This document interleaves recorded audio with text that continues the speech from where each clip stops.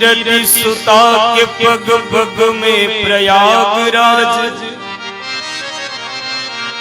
कीरति सुता के पग पग में प्रयागराज, केशव की केली कुंज कोटि कोटि काशी, कीरति सुता के पग पग में प्रयागराज, केशव की केली कुंज कोटि कोटि काशी है।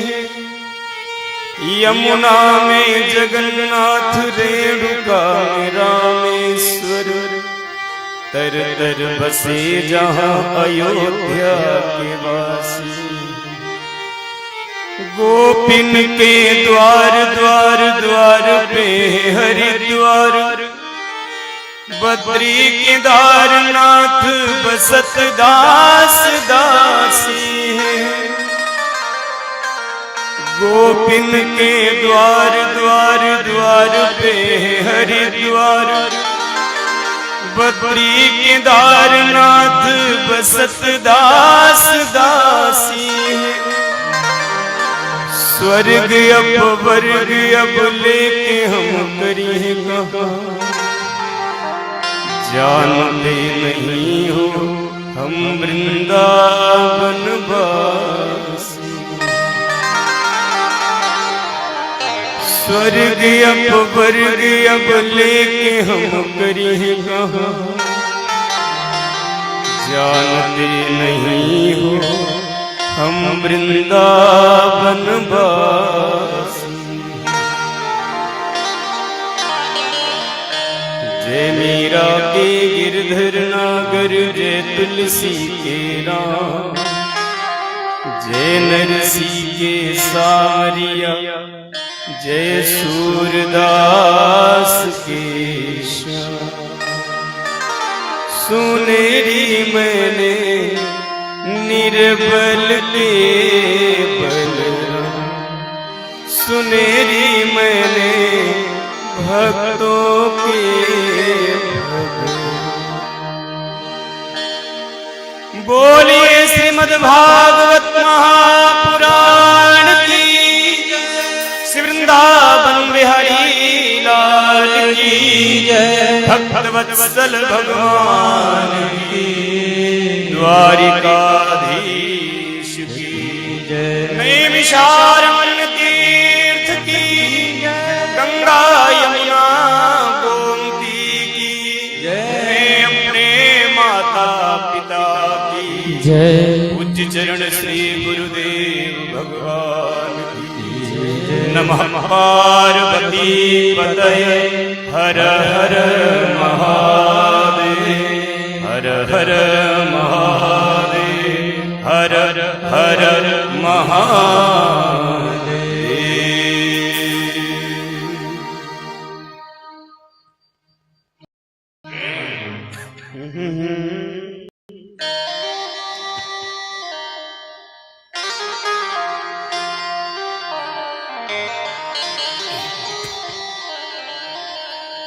ओम नमो भगवते वासुदेवाय, ओम नमो भगवते वासुदेवाय, ओम नमो।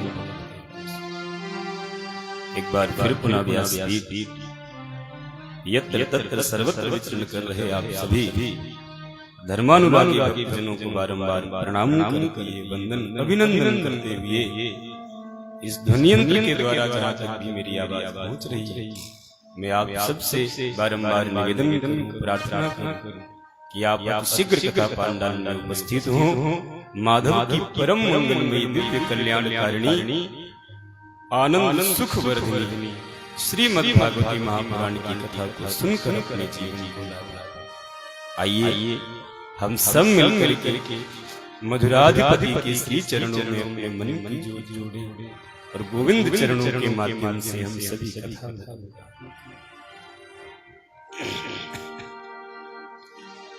अधरम मधुरम वदनम मधुरम, नयनम मधुरम हसितम मधुरम, हृदयम मधुरम गम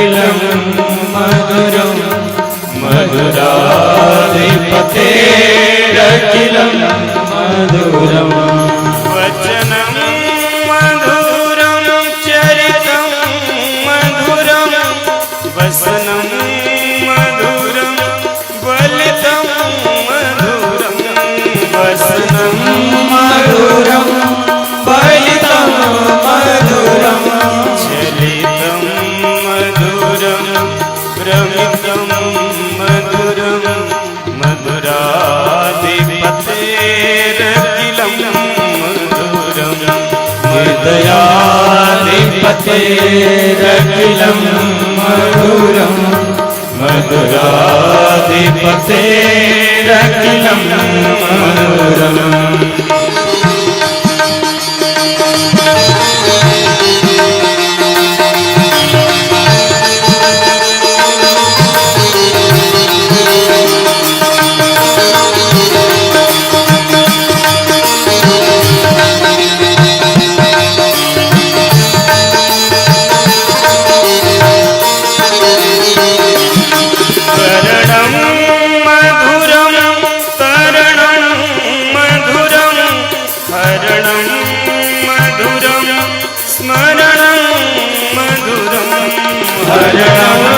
मधुरं स्मरणं मधुरं वमितं मधुरं समितं मधुरं मधुराधिपतेरखिलं मधुरं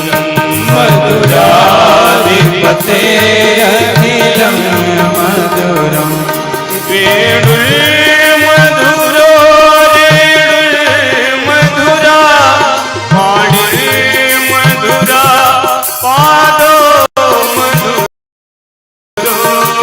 वाणिर्मधुरा पादो मधुरा नृत्यं मधुरं सौख्यं मधुरं मधुराधिपतेरखिलं मधुरं मधुराधिपतेरखिलं मधुरं मधुराधिपतेरखिलं मधुरम्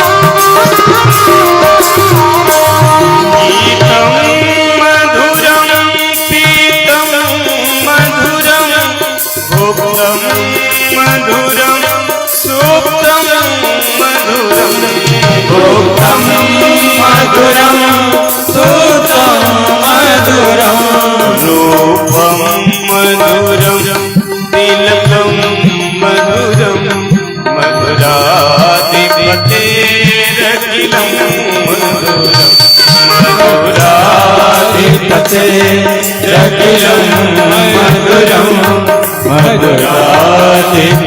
मधुराधिपतेरखिलं मधुरम् कुञ्जा मधुरा माला मधुरा यमुना मधुरा वीथी मधुरा यमुना मधुरा वीथी मधुरा यमुना मधुरा वीथी मधुरा सलिलं मधुरं कमलं मधुरं मधुराधिपतेरखिलं मधुरं मधुराधिपतेरखिलं मधुरं मधुराधिपतेरखिलं मधुरम् गोपी मधुरा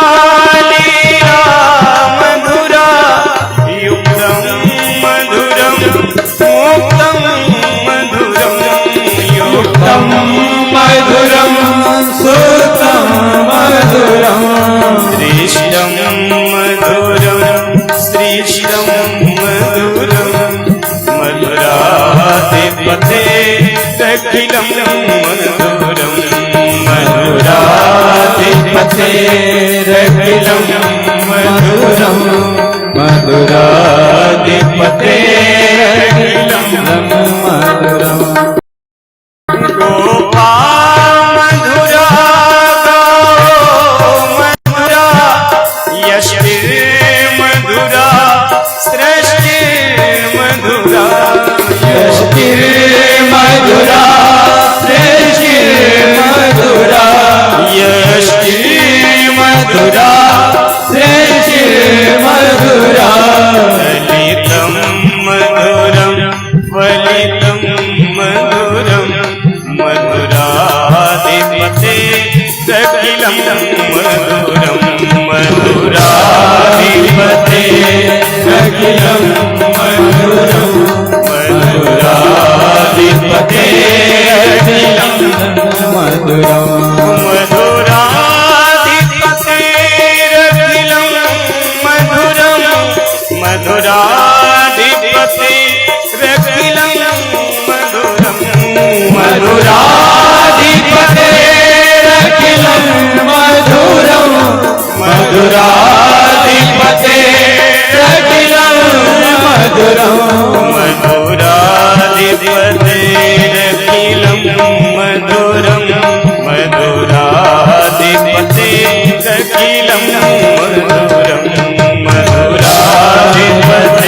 रखिलं मधुरं मधुराधिपते रखिलं मधुरं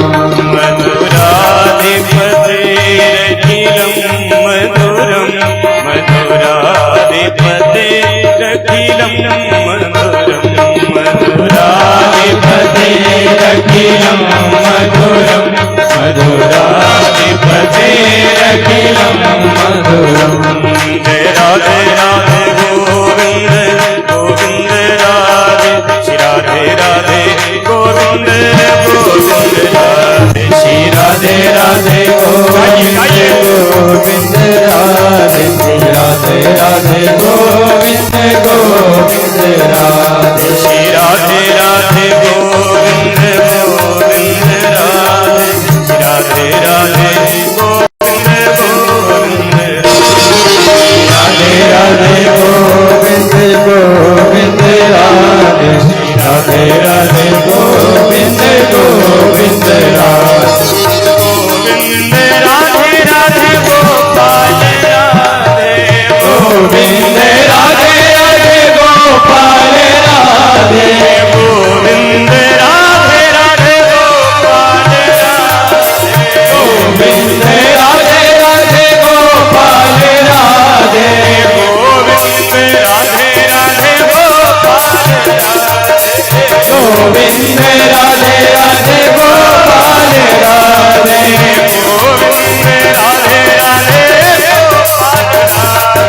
गोविंद राधे राधे गोपाल राधे श्री राधे राधे गोविंद गोविंद राधे श्री राधे राधे गोविंद गोविंद राधे श्री राधे गोविंद गोविंद राधे श्री राधे राधे गोविंद गोविंद राधे श्री राधे राधे गोविंद गोविंद राधे श्री राधे राधे गोविंद गोविंद राधे श्री राधे राधे गोविंद गोविंद राधे श्री राधे राधे गोविंद गोविंद राधे श्री राधे राधे गोविंद गोविंद राधे श्री राधे राधे गोविंद गोविंद राधे श्री राधे राधे गोविंद गोविंद राधे श्री राधे राधे गोविंद गोविंद राधे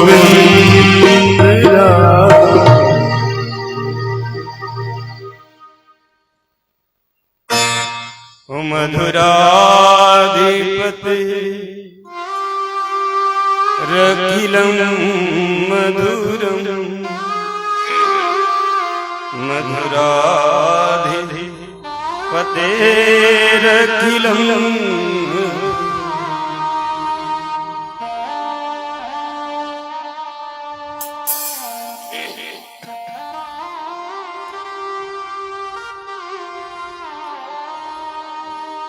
असारे संसार विषय विशेषंगा पुललिया क्षणार्थं क्षेमार्थं पिबत सुख गाथा कुलसुधा किमर्थं व्यर्थं भो ब्रजत कुत्सित गते परीक्षित साक्षी यावत् वडत मुक्ति कते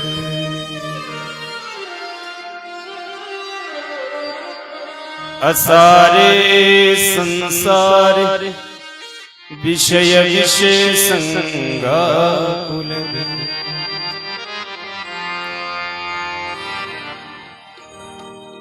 नई मिशारण्य कृपा वंदराधाम धर्म विद्यमान पूज्य प्रत स्मरणीय आदरणीय नित्य नंदनी हम सभी के आराध्य भगवान श्री सूत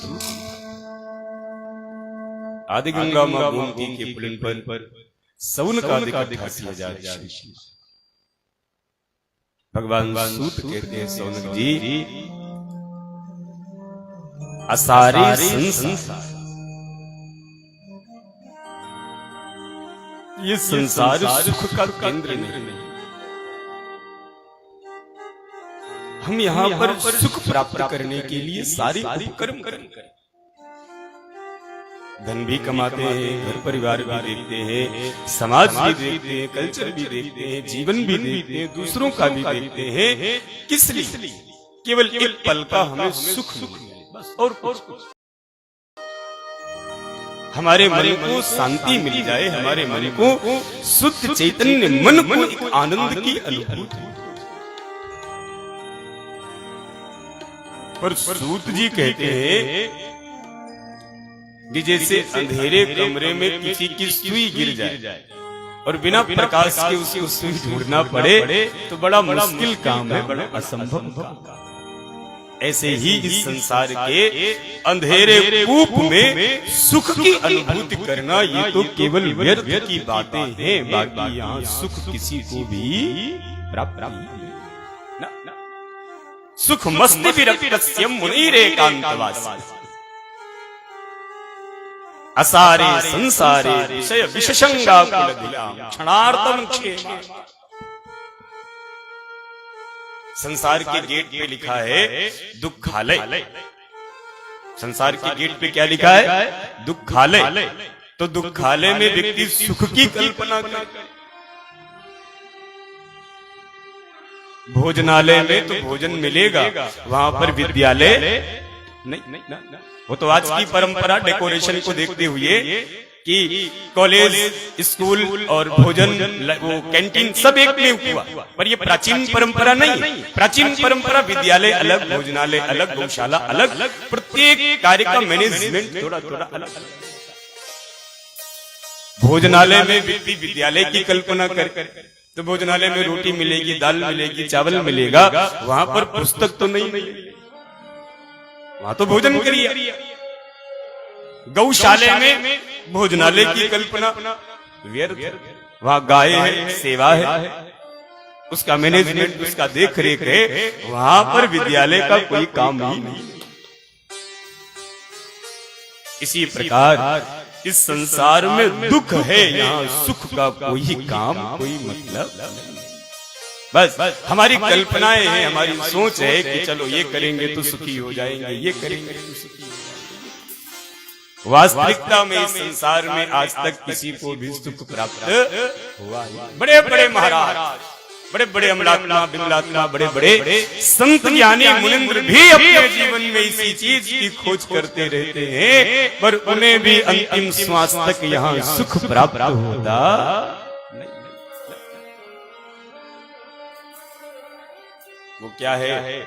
आप लोगों ने सबने सुना होगा। मैं तो बच्चा हूँ, मैं केवल निवेदन कर सकता हूँ, आपसे प्रार्थना कर सकता हूँ कि दिल साथ था कि फूल खिलेंगे बहार में, दिल साथ था कि फूल खिलेंगे बहार में, मारा गया गरीब किसी के इंतजार। हमें उम्मीद थी कि हम घर बना लेंगे तो सुखी हो जाएंगे, हमें उम्मीद थी कि परिवार मेरा बढ़ेगा तो हम सुखी हो जाएंगे। हमें उम्मीद थी कि ऑफिस बन जाएगा, पैसा आ जाएगा, बैंक बैलेंस हो जाएगा, गाड़ी घोड़ा मकान दुकान, हम सर्वसमर्थवान हो जाएंगे तो हम क्या सुखी हो जाएंगे?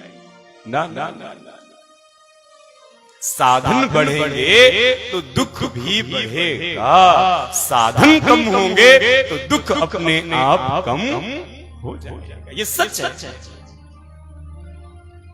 साधक को बिना साधन के साध्य की प्राप्ति नहीं हो सकती। साधन की आवश्यकता है।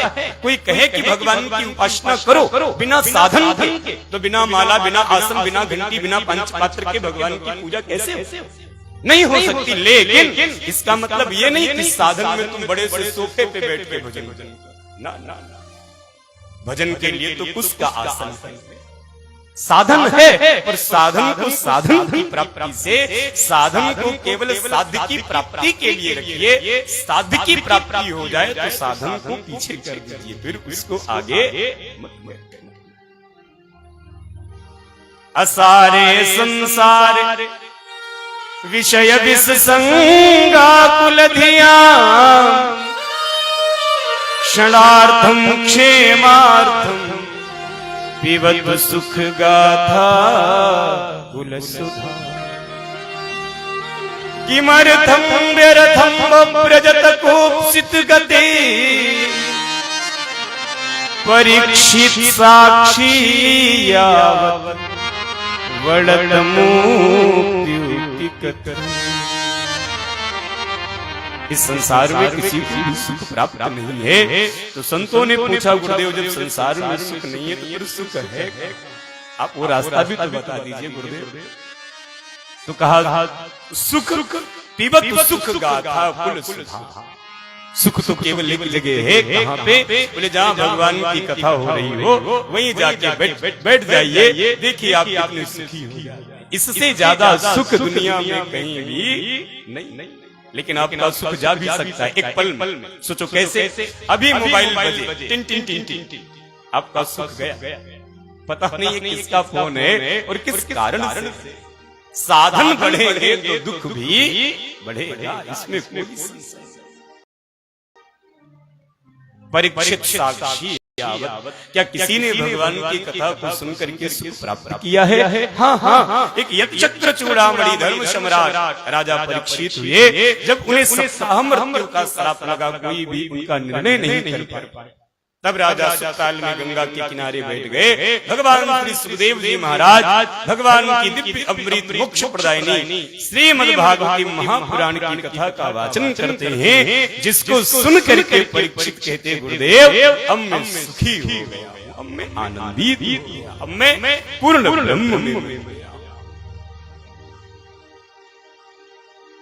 क्षणभंगुर जीवन की कलिका, कल प्रात को जाने खिली न खिली, मलयाचल की शुचि शीतल मंद, सुगंध समीर हिली नहीं। कलिकाल कुठार लिए फिरता, तन नम्र से चोट झिली न झिली, भजले हरि नाम हरि रसना, फिर अंत समय में हिली। संत गाते हैं कि जिंदगी जब तक रहेगी फुर्सत होगी काम से, कुछ समय ऐसा निकालो प्रेम। अगर तुम्हें सुख चाहिए, अगर तुम्हें शांति चाहिए, अगर तुम्हें आनंद चाहिए, अगर तुम्हें पूर्ण ब्रह्म का दर्शन चाहिए, तो तुम्हें एक ही काम करना पड़ेगा, तुम्हें भगवान की कथा में उतरना पड़ेगा। बिना गंगा में उतरे डुबकी लगती नहीं है। अगर तुम्हें सुख चाहिए, शांति चाहिए, आनंद चाहिए, ये बिल्कुल प्रमाणित तथ्य है। ये मार्ग पूरे पुष्ट किए हुए हैं कि जहाँ पे तुमको सुख मिलेगा, यहाँ से सुख भाग नहीं सकता। हाँ, थोड़ा बाउंड्री पार करिए तो पूरे बाहर द्वार में दुख ही दुख है। सब अपने अपने में लगे। किसी को नाती चाहिए, किसी को पोता चाहिए, किसी को परिवार चाहिए, किसी को बेटा बहू की शादी चाहिए। सब अपने अपनी कामना से डुबकी लगाने आते। हे गंगे मैया, हे गंगे, आप आए हो शुद्ध मन से केवल गोविंद की कथा सुनने की डुबकी लगाने, इसलिए आपको यहाँ पे सुख प्राप्त होगा। आप सुख के अधिकारी हैं, इसलिए आप सुख के अधिकारी। श्रीमद्भागवत महापुराण का अमृतमय फल है। इस परम तत्व को जो जीव घृण करता है वह परम शुद्ध चैतन्य मुझे गोविंद के सूक्ष्म चरणों का पूर्ण अधिकारी। उसके जीवन में दुख नहीं रहते, उसके जीवन में संताप नहीं। राम कृपाना सही सब रोगा, राम कृपाना सही सब रोगा, राम कृपाना सही सब रोगा, राम कृपाना सही सब रोगा। जो ये भांति बने संयोगा, जो ये भांति बने संयोगा, जो ये भांति बने संयोगा, जो ये भांति बने संयोगा, मंगल भवन अमंगल हारी, मंगल भवन अमंगल हारी। द्रवहु सुदशरथ अजीर बिहारी, द्रवहु सुदशरथ अजीर बिहारी, द्रवहु सुदशरथ अजीर बिहारी, द्रवहु सुदशरथ अजीर बिहारी।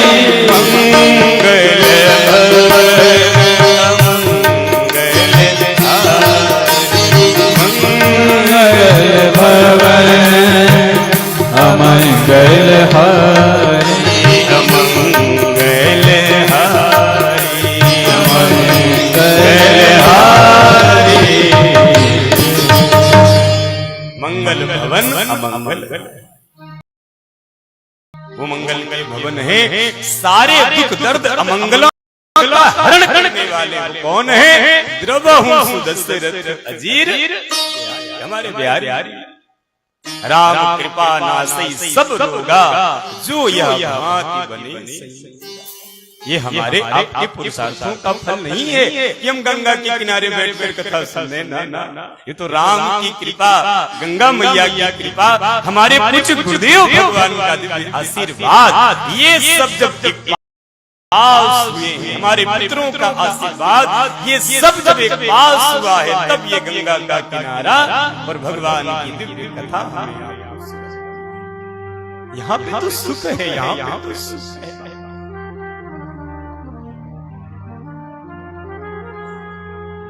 निगम कल्पतरोर्गलितं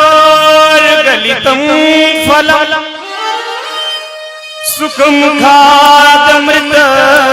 द्रवसंयुतम् पिबतु भागवतम् रसमालयम् मुहुर्हो रसिका भुवि भावुका।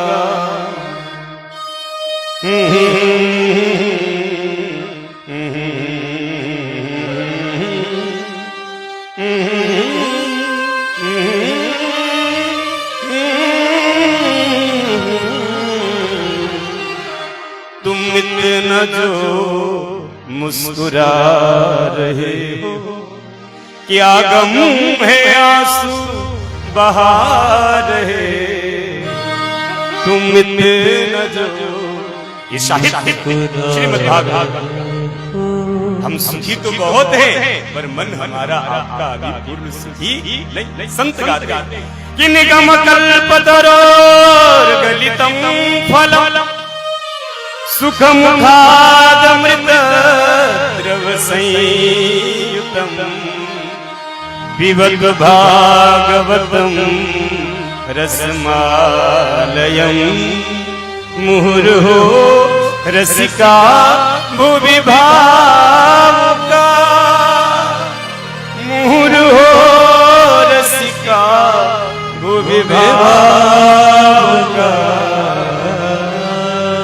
निगम रूपी कल्प वृक्ष का अमृतमय फल ही श्रीमद् भागवत महापुराण का। इस फल को जो व्यक्ति ग्रहण करता है, इस रस का जो व्यक्ति बैठकर शांति पूर्वक पान करता है, वह पूर्ण परब्रह्म के श्री चरणों का अधिकारी। ये ऐसा फल, ये ऐसा फल निगम कल्पतरोर्गलितं फलम्। तो इतना मीठा फल है। तो लोगों ने पूछा, प्रभु ये आपका फल है, तो आप बार बार कहोगे कि फला फला बड़ा मीठा है, बड़ा स्वादिष्ट है, क्योंकि आप फल बेचने वालों को देखिए तो फल बेचने वाले बड़े माइंडेड लोग होते, बड़े चतुर होते। चीनी वाला तरबूज, अब तरबूज में कहीं चीनी तो रखी नहीं, और उनका बेचने का तरीका कि हमारा माल जल्दी गिरी जाए। चीनी वाले केले, आगरा वाला पेठा। एक आदमी निकल रहा था, भाई चीनी वाला तरबूज तो हमने कभी, अरे बाबूजी आप लेके तो देखो, इसके अंदर काटोगे चीनी ही चीनी आपको मिले। आदमी भाव में था, उसने कहा मेरी गाड़ी में रख दीजिएगा। एक बहुत बड़ा तरबूज पूरी फैमिली परिवार घर में गया, फ्रिज में रख दिया। जब शाम को टेबल पे पूरा परिवार बैठा तो कहा भाई वो चीनी वाला तरबूज हाजिर किया। जब रखा कहा ये चीनी वाला है, जब उसको काटा खाया तो पूरा खट्टा का खट्टा निकल। कहा इसमें कहाँ चीनी? बोले चीनी वाला तरबूज बोल करके खट्टा वाला तरबूज आपका फल है, तो आप बेचते हो इसलिए आप बार बार अपने फल की तारीफ करते हो, भाई मेरा ले लो, मेरा ले लो। फल में तो गुठली होता है, छिलका होता है, कोई बुद्धिमान जीव गुठली छिलका थोड़ी खाएगा। कहा भाई मेरे फल में गुठली नहीं है, छिलका नहीं है, ये पूरा रस से भरा। आप एक बार इसे ग्रहण करिए, एक बार आप इसे हृदय पात्र में उतारिए तो ये पूरा रस से भरा। कहा भाई आपने कैसे बताया कि इतना मीठा, इतना स्वादिष्ट रस से भरा पड़ा? क्या आपने पहले इसको खा रखा है? क्या फल को आपने जूठा कर दिया? हम कैसे ग्रहण करें? तो कहा नहीं, सुख मुखादमृत द्रवसंयुतम्। भगवान सुखदेव जी महाराज का मुखारविंद इसमें लगा है, इसलिए ये बहुत मीठा। मतलब आप बगीचे में जाइए तो अगर आपको फल तोते का कटा हुआ मिल जाए तो आप अनायास ही उसे उठा लेते कि ये फल बड़ा मीठा है। क्यों? इसमें मिट्ठू लाल का मुखारविंद लगा।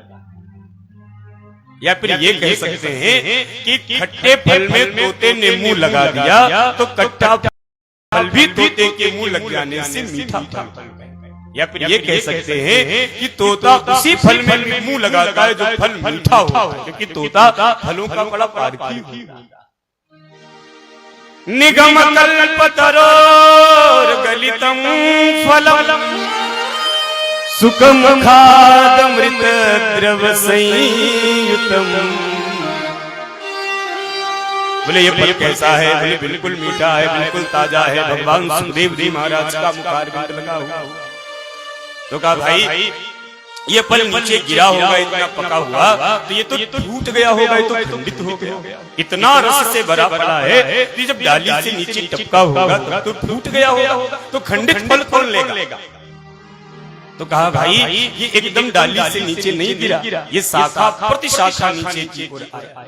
बोले सबसे पहले अनादि ब्रह्म ने 4 मंत्रों की भागवत विधाता ब्रह्मा की डाली से ये फल टपका, तो बाबा नारद जी की डाली पे आके अटका। बाबा नारद जी की डाली से टपका तो महर्षि वेदव्यास जी महाराज की डाली पे आके अटका, और महर्षि वेदव्यास जी महाराज की डाली से जब ये फल टपका तो सुखदेव जी महाराज की डाली पे आके अटका, और सुखदेव जी की डाली से जब ये फल टपका तो सौनकादि जितने भी 88,000 ऋषि थे, ये फल सुरक्षित उनकी गोदी में समाहित हो गया, सुरक्षित।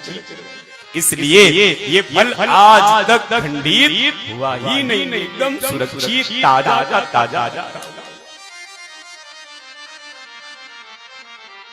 पिबत भागवतं रसमालयम् मुहुरो रसिका भुवि भावुका, मुहुरो रसिका भुवि भावुका।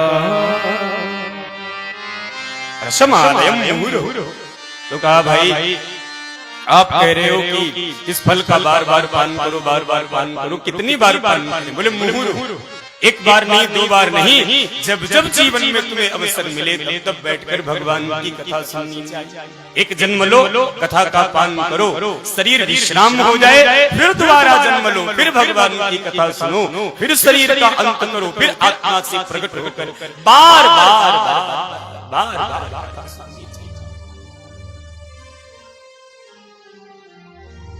मुहुरो रसिका भुवि भावुका। बोले इस कथा का रस पान करिए, मुहुर करे, भावुक करे भगवान के भक्त। तो कहा भाई आप कह रहे हो कि ये कथा वही लोग पान कर सकते हैं जो भगवान के भगत हैं, तो जो लोग भगवान के भगत नहीं है क्या वो कथा नहीं सुन सकते? ज्यादा तो कथा की उनको ही आवश्यकता है, जो बिगड़े लोग, तो वो लोगों को जब कथा नहीं सुनेंगे तो फिर कैसे सुधार होगा? आप कहते हो कि भावुक लोग कथा सुन सकते हैं, भगवान के भगत कथा सुन सकते हैं, तो फिर कैसे बने? तो कहा भाई मैंने इसलिए नहीं कहा है कि केवल भगवान के भगत ही सुने, भक्त हो, अभक्त हो, दुष्ट आत्मा हो, परमात्मा हो, कैसी भी आत्मा हो, वो कथा वो तो भावुक हमने इसलिए कह दिया कि कोई व्यक्ति प्यासा न हो तो जल का अर्थ समझता और कोई रेगिस्तान में भटक गया हो, एक एक जल के कतरे के लिए परेशान हो, तो ये नहीं पूछता कि ये जल तलैया का है कि नदिया का है कि नल का है कि कुएं का है, उसे जल पीने से मतलब है, प्राण बचाने से मतलब है, बाकी डिस्कशन बाद में।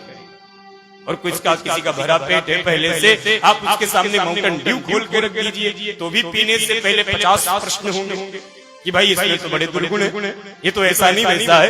क्यों? क्योंकि उनको प्यास ही नहीं लगी है तो उनको पीने से क्या? तो जो रसिक हैं, जो भावुक हैं, जो भक्त हैं भगवान के, उन्हें ये कथा सुननी चाहिए। इस कथा पे उनका अधिकार। जिन हरि कथा सुनिय नहीं काना, जिन हरि कथा सुनिय नहीं काना, श्रवण रंध यही भवन समाना, श्रवण रंध यही भवन समाना, श्रवण रंध यही भवन समाना, श्रवण रंध यही भवन समाना, जिन हरि कथा सुनिए नहीं काना, जिन हरि कथा सुनिए नहीं काना। भगवान की कथा जो लोग सुनते हैं वह पवित्र हो जाते, वह पावन बन जाते, वह शुद्ध हो जाते। बोले जो भगवान की कथा सुनता है वही यहाँ पर अनमोल है, और जो कथा नहीं सुनता उसका इस संसार में कोई भी मोल, कोई पता ठिकाना नहीं। एक बार एक साधु बाबा थे, तो वो बड़े अच्छे थे, स्वर्णकार भी थे, संतों के सत्संग में जाया करते। तो एक दिन उनके मन में बैठे बैठे विचार उत्पन्न हुआ, तो उन्होंने अपनी दुकान के ऊपर दो मूर्तियों का निर्माण किया, दोनों पीतल, एक ही मूर्ति का साइज, एक ही रूप रंग, एक ही ढंग, और दोनों मूर्ति साधु बाबा की बना करके उन्होंने एक ही सांचे में, एक ही तराजू में पीतल की चमचमाती हुई मूर्तियां मैदान मेले में रखी। लोगों की भीड़ लग गई, भाई चमचमाती हुई मूर्तियां हैं, क्या ये सोने की? लोग आगे, भाई आपकी मूर्ति बड़ी प्यारी लग रही है, इनकी क्या कीमत है? तो सेठ ने कहा एक मूर्ति की कीमत है 5 रुपया और एक मूर्ति की कीमत है 5 लाख। उन्होंने कहा भाई 5 लाख वाली मूर्ति क्या सोने की है? ना ना ना ना, ये दोनों पीतल की है, दोनों का एक ही रूप रंग, एक वजन, एक धातु, बस कीमत अलग अलग है। एक मूर्ति 5 रुपया की, एक मूर्ति 5 लाख की। लोगों की भीड़ लग गई कि भाई 5 लाख वाली कौन है, 5 रुपये वाली कौन है। परीक्षण प्रारंभ हो गया, पर सांसारिक कोई व्यक्ति भी मूर्तियों का परीक्षण नहीं कर पाया। वो उसके रूप रंग में कोई चमचमाहट। एक साधु बाबा निकले, जब उन्होंने लोगों की भीड़ को देखा तो पास में आए, गुरुदेव इन मूर्तियों की परीक्षा करिए। ये कहते एक मूर्ति 5 रुपये की, दूसरी मूर्ति 5 लाख रुपए की, आप परीक्षण करिए ना बाबा। साधुओं ने हाथ में गंगा का जल लिया, स्तुतली ली, थोड़ा उसको बटा, एक मूर्ति के कान में डाला तो इधर डाला और इधर सुतली निकल गई। साधु ने कहा ये मूर्ति है 5 रुपए की, इसको हटा। हट गया। दूसरी मूर्ति के कान में डाला तो अंदर बहुत बड़ा कोई छेद होगा, सुतली मुड़ी कान से सीधे दिल में प्रवेश कर गई। साधु ने कहा इस मूर्ति की कीमत है 5 लाख रुपया, इसको ले। कहने का तात्पर्य क्या है मेरा, जो भगवान की कथा को इधर से सुन के इधर निकाल दे वो है 5 रुपए का खोटा सिक्का, और जो माधव की कथा सुन के अपने अंतःकरण अपने जीवन में उतार ले वो 5 लाख क्या बाबा, उसका तो कोई कीमत ही नहीं, उसको अनमोल।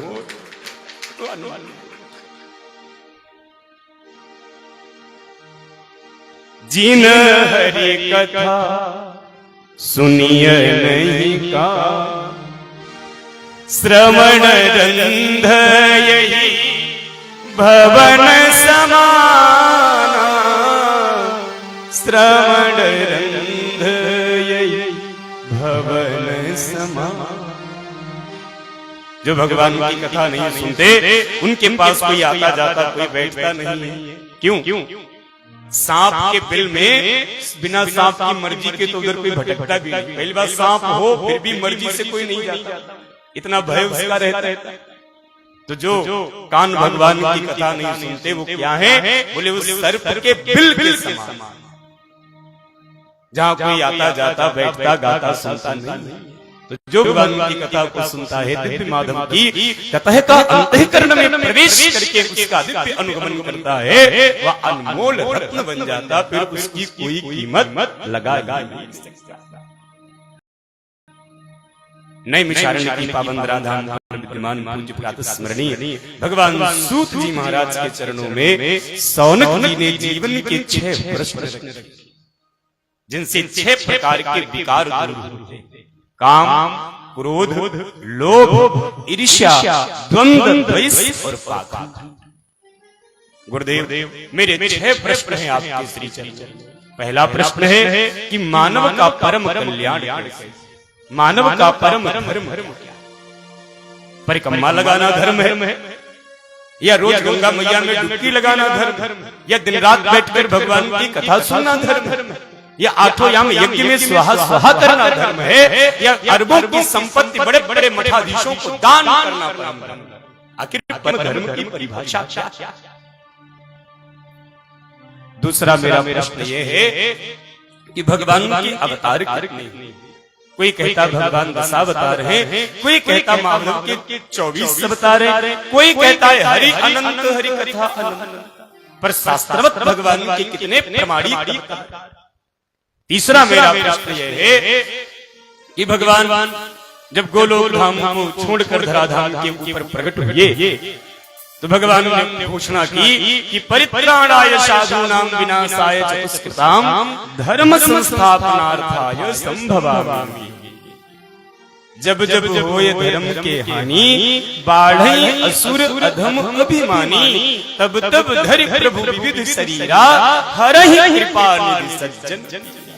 भगवान आए, धर्म की स्थापना की, और धर्म की स्थापना करके जब माधव चले गए तो धर्म तो अकेला पड़ गया होगा, फिर धर्म किसकी शरण में गया? धर्मः हम शरण।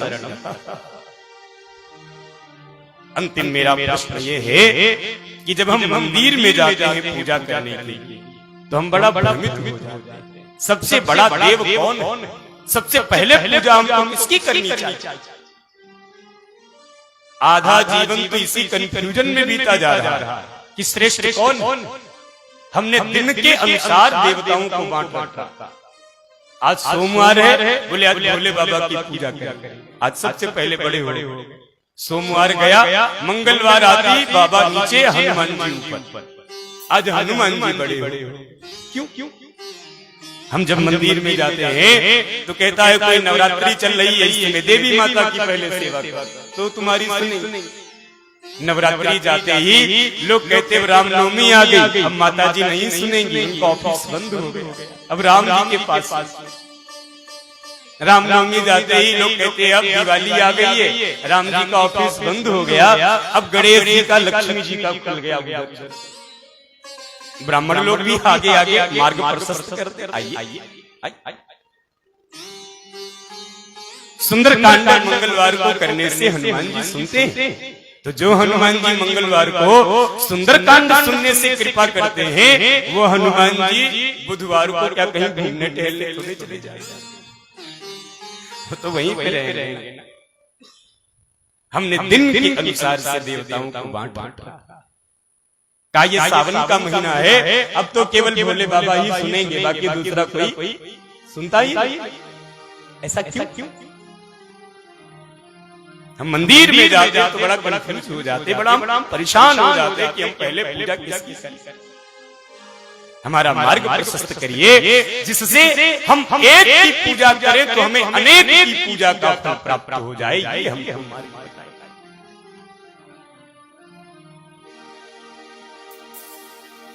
हमें पत्थर पूजने से भगवान नहीं मिलते, कभी कभी हमको रास्ते में चलते चलते तिनके में ही भगवान मिल जाते। ऐसा कोई कारण होगा, जरूर कोई कारण होगा, अजीब कोई कारण होगा। गाइए मेरे साथ आनंद। किसी के बस में कुछ भी नहीं है, किसी के बस में कुछ भी नहीं है, वो तो बांटने वाला बाटे रे। कोई कारण होगा, अजीब कोई कारण होगा, अजीब कोई कारण होगा, अरे कोई कारण होगा। एक झोली में फूल भरे हैं, एक झोली में फूल भरे हैं, एक झोली में कांटे रे। कोई कारण होगा, अजीब कोई कारण होगा, अरे कोई कारण होगा, अरे कोई कारण होगा, अजीब कोई कारण होगा, अजीब कोई कारण होगा, अजीब कोई कारण होगा, अजीब कोई कारण होगा। पहले बनती है तकदीरें, फिर बनता है शरीर, फिर बनता है शरीर। पहले बनती है तकदीरें, फिर बनता है शरीर, फिर बनता है शरीर। पहले बनती है तकदीरें, फिर बनता है शरीर, फिर बनता है शरीर। ये मालिक की मन मर्जी है, ये मालिक की मन मर्जी है, ये मालिक की मन मर्जी है, ये मालिक की मन मर्जी है। होता क्यों गंभीर रे। कोई कारण होगा, अजीब कोई कारण होगा, अरे कोई कारण होगा, अरे कोई कारण होगा। किसी के बस में कुछ भी नहीं है, किसी के बस में कुछ भी नहीं है, किसी के बस में कुछ भी नहीं है, किसी के बस में कुछ भी नहीं है। बांटने वाला बांटे रे। कोई कारण होगा, अजीब कोई कारण होगा, कोई कारण होगा, अरे कोई कारण होगा।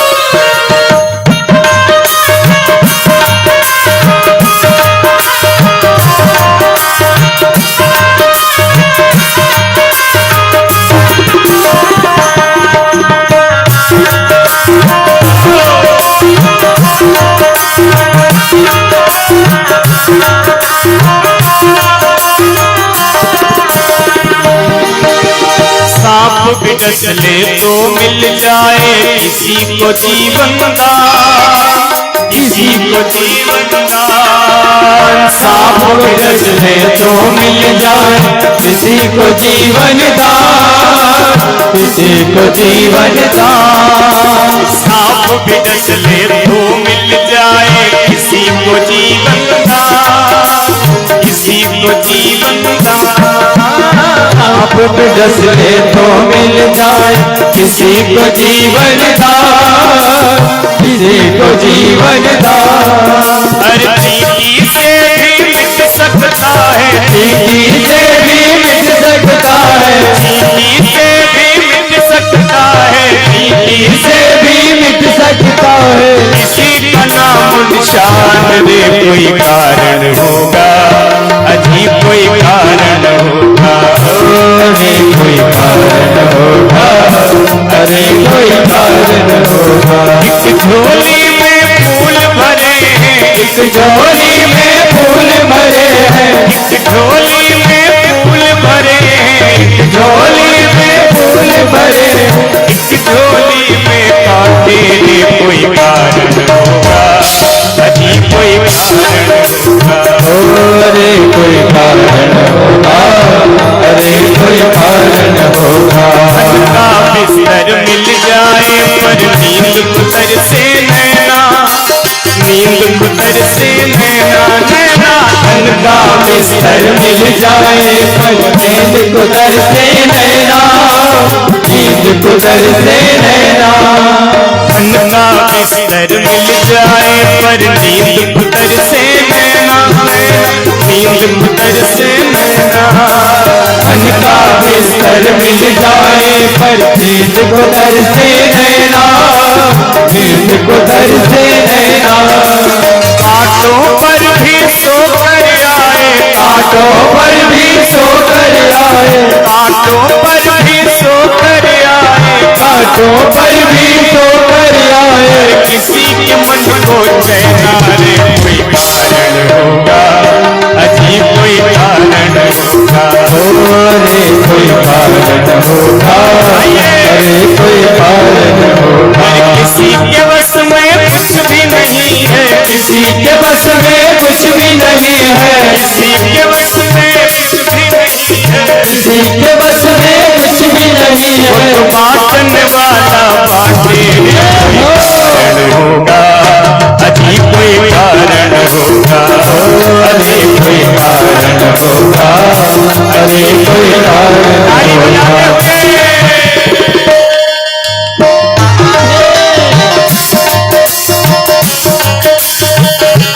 गंगे मैया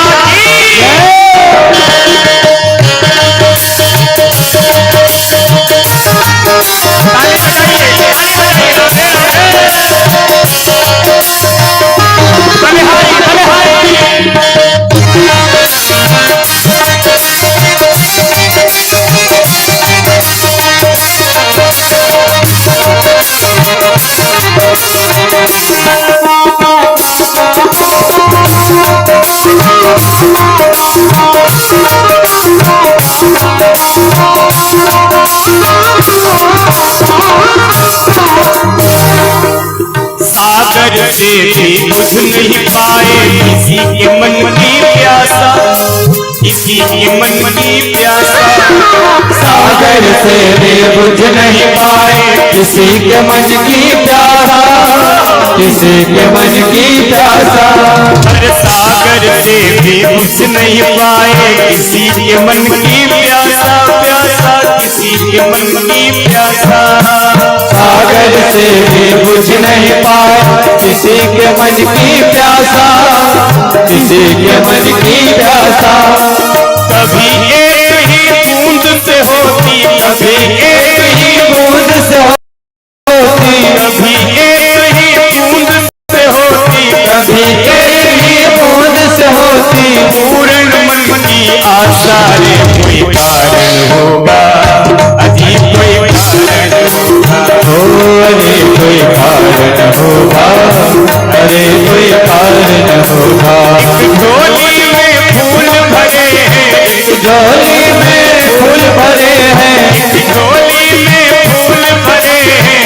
झोली में फूल भरे हैं, इस झोली में कांटे रे कोई कारण होगा, अजी कोई कारण होगा। अरे कोई कारण होगा, अरे कोई कारण होगा।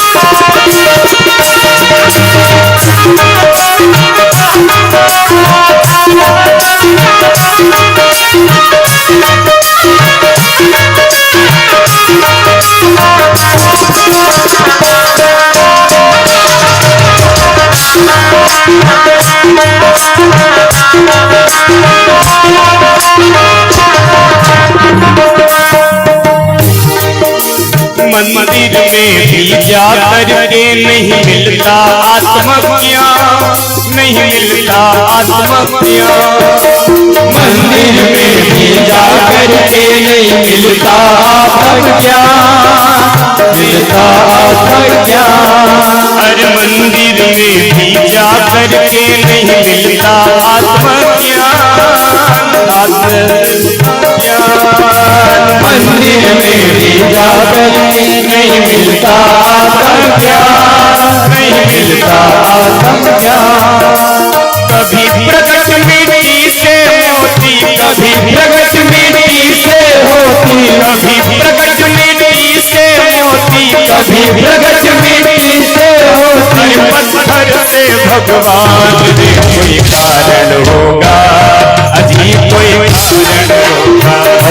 अरे कोई कारण होगा, अरे कोई कारण होगा। किसी के बस में कुछ भी नहीं है, किसी के बस में कुछ भी नहीं है, किसी के बस में कुछ भी नहीं है, किसी के बस में कुछ भी नहीं है। बाटन वाला बाटे रे कोई कारण होगा, अजी कोई कारण होगा, अजी कोई कारण होगा, अरे कोई कारण होगा। झोली में फूल भरे हैं, झोली में फूल भरे हैं, झोली में फूल भरे हैं, झोली में फूल भरे हैं। झोली में कांटे रे कोई कारण होगा, अजी कोई कारण होगा, अरे कोई कारण होगा, अरे कोई कारण होगा। हर किसी के बस में कुछ भी नहीं है, किसी के बस में कुछ भी नहीं है, किसी के बस में कुछ भी नहीं है। किसी के बस में कुछ भी नहीं है। बाटन वाला बाटे रे कोई कारण होगा, अजी कोई कारण होगा, अरे कोई कारण होगा, अरे कोई कारण होगा। हर सोचो रे कोई कारण होगा, अरे कोई कारण होगा, हर मनन करो कोई कारण होगा, अरे कोई कारण होगा। हर किसी के बस में नहीं है, किसी के बस में कुछ भी नहीं है, किसी के बस में कुछ भी नहीं है। किसी के बस में कुछ भी नहीं है। बाटन वाला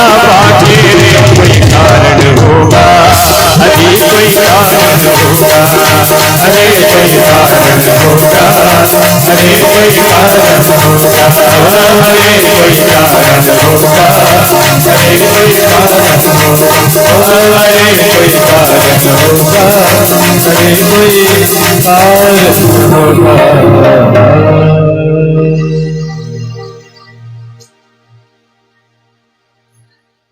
लाल की जय हो, आप सभी भक्तों की जय हो, गंगे मैया जय हो।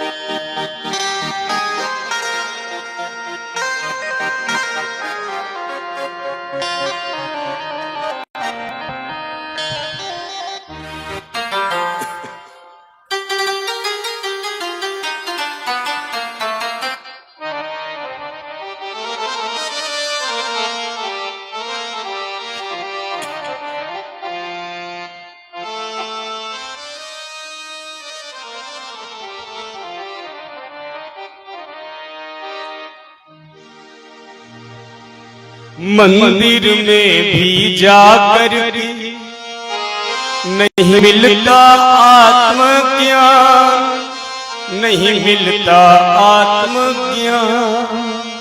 आप भी बोल सकते।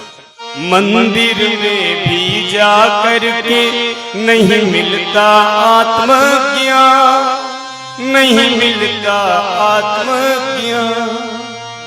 कभी प्रकट मिट्टी से मोती, कभी प्रकट मिट्टी से मोती, अरे पत्थर से भगवान रे कोई कारण होगा, अजीब कोई कारण होगा, अजीब कोई कारण होगा, अरे कोई कारण होगा।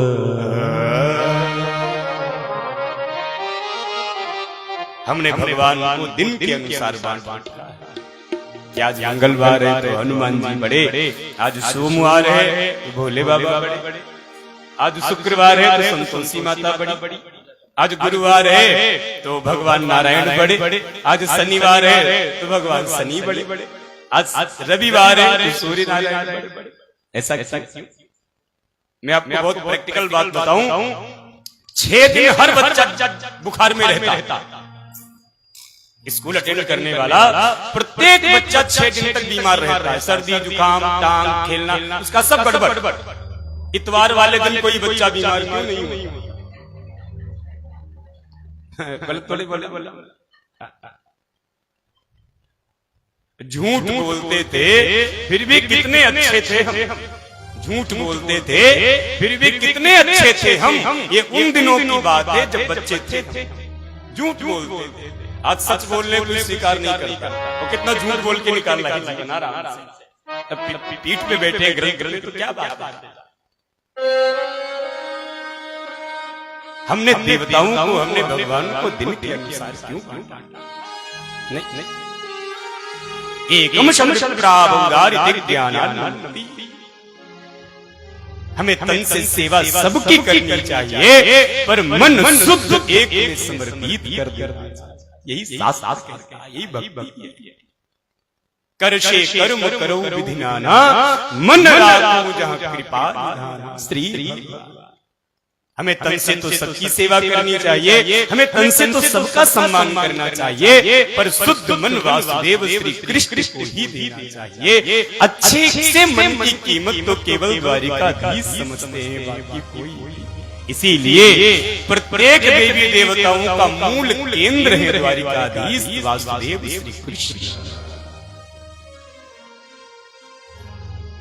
आकाशात् पतित तोयम् यथा गच्छति सागरम्, सर्वदेव नमस्कारम् केशवम् प्रतिगच्छति।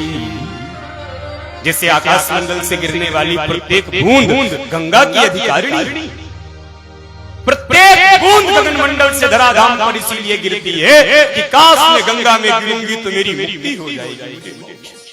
प्रत्येक जीव धराधाम पर इसीलिए आता है कि हमें वासुदेव कृष्ण मिल जाएंगे तो हमारा कल्याण, हमारा एक में मन को लगाने पर मन का शुद्धिकरण हो जाता है। एक व्यक्ति था, वो बड़ा होशियार था। तो होशियार लोग दिमाग बहुत जल्दी लगा लेते हैं अपने आगे। तो उसका कुछ काम था, नहीं बन पा रहा था, तो पंडित जी के पास गया। बोला पंडित जी मेरा काम नहीं बना, मैं क्या करूं? पंडित जी ने कहा कुंडली चेक हुई। बोले भाई तुम्हारा काम बन जाएगा पर एक काम करना पड़ेगा। क्या? बोले आज सोमवार है, आप भोले बाबा की पूजा करिए। उसने कहा रोज रोज तो मैं आ नहीं पाऊंगा, आप कहें तो मैं भोले बाबा को घर में रख लूं, ये अच्छी बात है। उसने घर में भोले बाबा को रख लिया, पूजा किया, पर कोई काम ही नहीं बना। वो फिर पहुंचा गुरुदेव, कोई काम नहीं बना। पंडित जी ने कहा देखो भोले बाबा केवल सोमवार को सुनते हैं, बाकी दूसरे दिन भोले बाबा का ऑफिस बंद रहता है, तो चेंज करो। क्या करे? बोले आज मंगलवार है तो हनुमान जी के पीछे। उसने हनुमान जी की बटिया ले ली, घर में लाके रख दिया। शंकर जी को किनारे, हनुमान जी को बढ़िया लड्डू का भोग, धूप बत्ती सब लगाया। दिन भर घंटी हिलाता रहा। जामवंत के वचन सुहाए से हनुमंत, श्री गुरु चरण सरोज रज, जो भी उसको आता था सब समर्पित, पर कोई काम उसका। फिर पहुंचा, बोला गुरुदेव काम नहीं बना। बोला हनुमान जी इस समय सुन नहीं रहे, उनका दिमाग ठीक नहीं, ऐसा करो उनको छोड़ो। ठीक है, क्या करें? हनुमान जी को आओ किनारे, क्या करना है? बोले नवरात्रि है कल से प्रारंभ, देवी माता सब काम बना देती है। बोला ठीक है, देवी माता की मूर्ति लेकर आया, रख दिया। 9 दिन तक जो बोए दुर्गा शक्ति का पाठ, धूप दीप नैवेद्य, पर उसका काम। फिर पीछे पड़े, अब क्या करूं? गया फिर अब गुरुदेव क्या होना चाहिए? बोलिए काम मुझे लग रहा है जन्माष्टमी आने वाली। हाँ, भगवान नंदलाल सबकी सुनते हैं। वो बोला ये तो सबसे अच्छा है। जन्माष्टमी को लड्डू गोपाल ले आया, बढ़िया दूध दही घी मक्खन सजा करके सब पूरा कार्यक्रम किया, और उसका काम नहीं। वो फिर पहुंचा गुस्से में, इधर पंडित जी भी तिलक लगा के पैसा लेते हैं, उधर हनुमान जी भी, पर काम कोई नहीं बना रहा। दोनों जगह हम फंसे पड़े, इधर कुआं उधर खाई जाए काम। फिर आया, पंडित जी मेरा काम नहीं बना है और आप भी देखो इतना पैसा ले चुके हो, बात जो है सच है।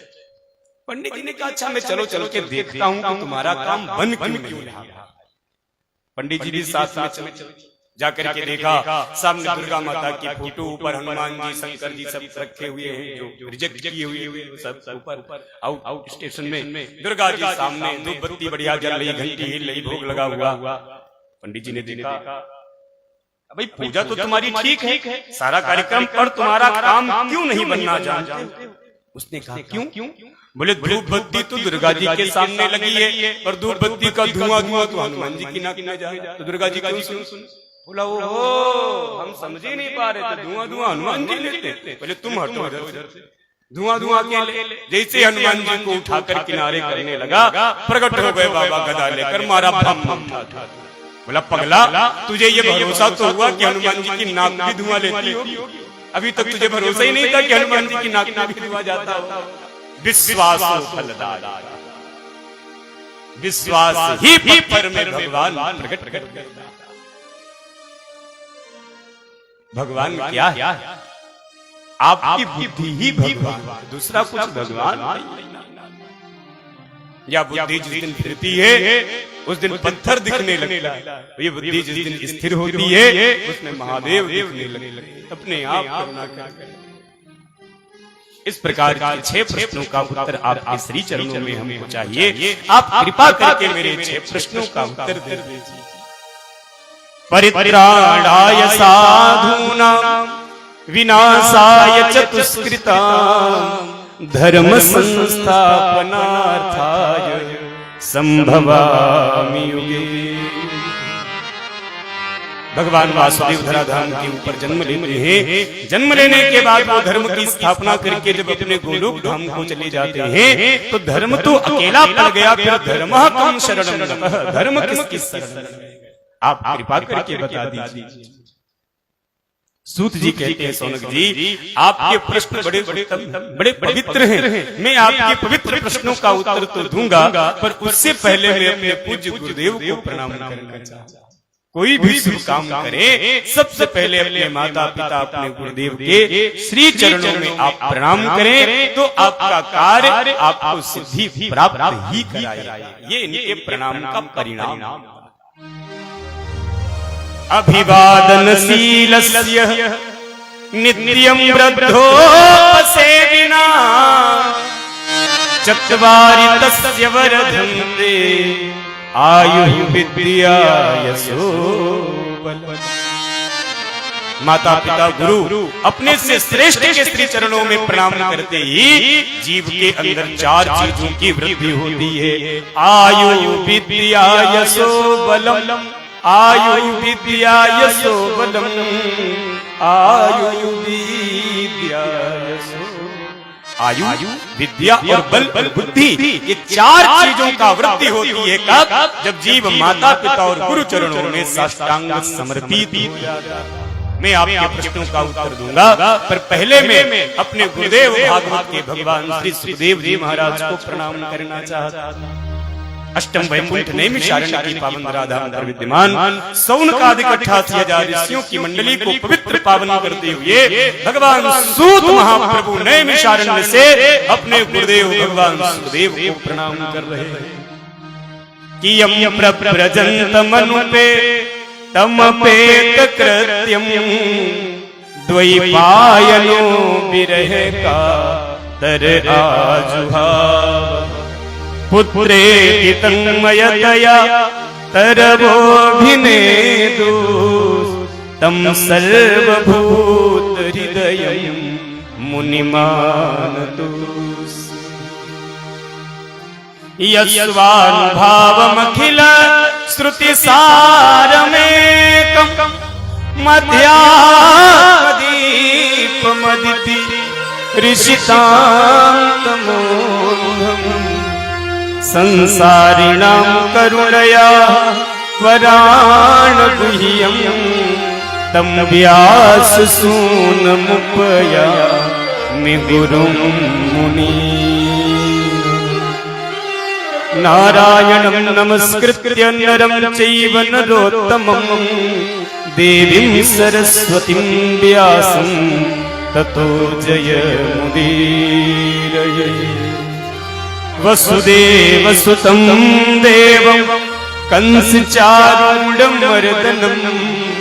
देवकी परमानन्दं कृष्णं वन्दे जगत् गुरुर्ब्रह्मा गुरुर्विष्णु गुरुर्देव महेश्वरः गुरुर्साक्षात् परब्रह्म तस्मै श्री मैं भागवत के भगवान श्री सुखदेव जी महाराज को प्रणाम। जन्म लेते ही जिन्होंने संन्यास ग्रहण कर लिया, ऐसे भगवान सुखदेव जी महाराज को प्रणाम करने लगे। ऋषियों ने पूछा, ये कौन? हमने तो सुना है आपके गुरुदेव जन्म लेते ही संन्यास ग्रहण कर लिए। हमने तो सुना है आपके गुरुदेव ने जन्म लेते ही लंगोटी का भी परित्याग कर दिया, वो वीतरागी संत बन गए। आप कृपा करके अपने गुरुदेव के बारे में थोड़ा सा बताइए। सूत जी कहते हैं, सौनक जी, गोलोक धाम में प्रिया प्रीतम के परम कृष्ण ही कृपा पात्र का नाम है श्री सुखदेव जी महाराज। एक दिन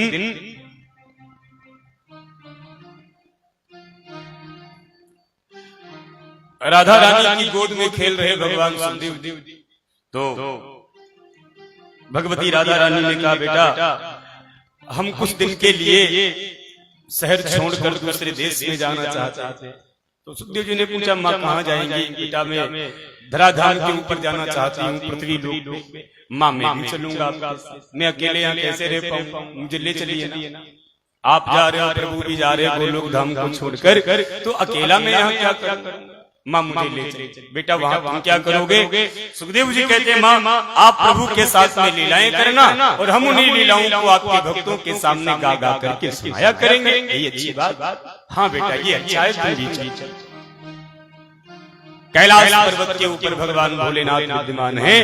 माँ भगवती पार्वती के सामने अंडे के रूप में प्रादुर्भाव सुखदेव जी का हुआ।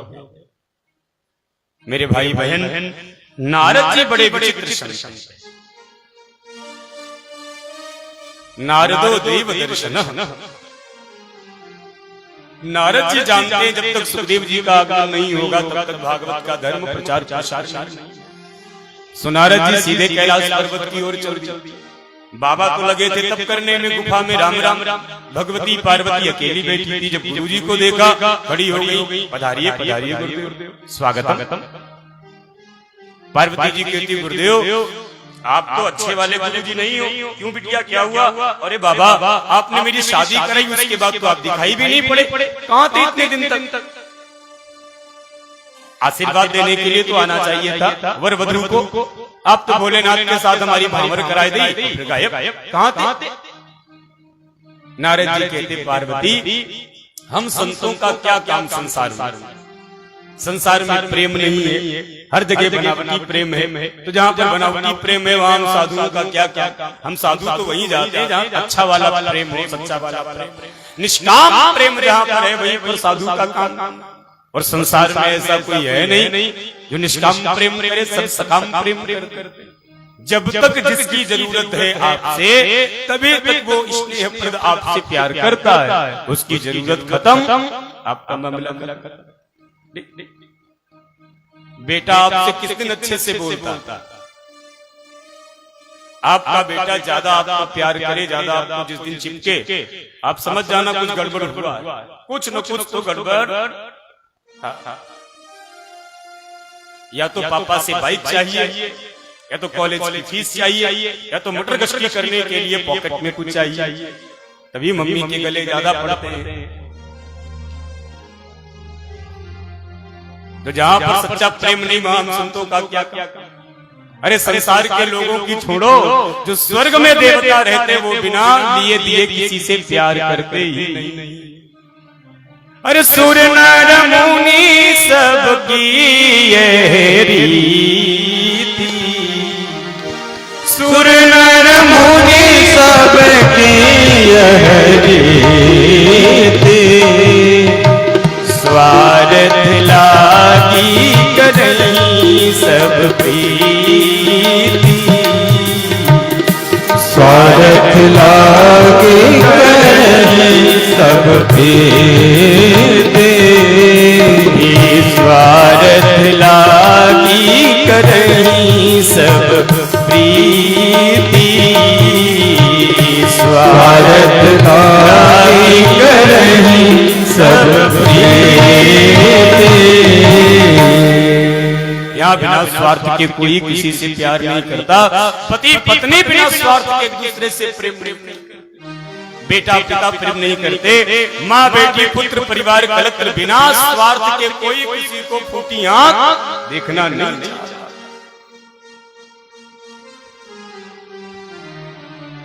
जब तक सैलरी मिल रही है, जब तक ऑफिस आपका है, तब तक बेटा बहुरी आपसे काहे चिपके रहते हैं, मम्मी मम्मी पापा पापा। क्यों?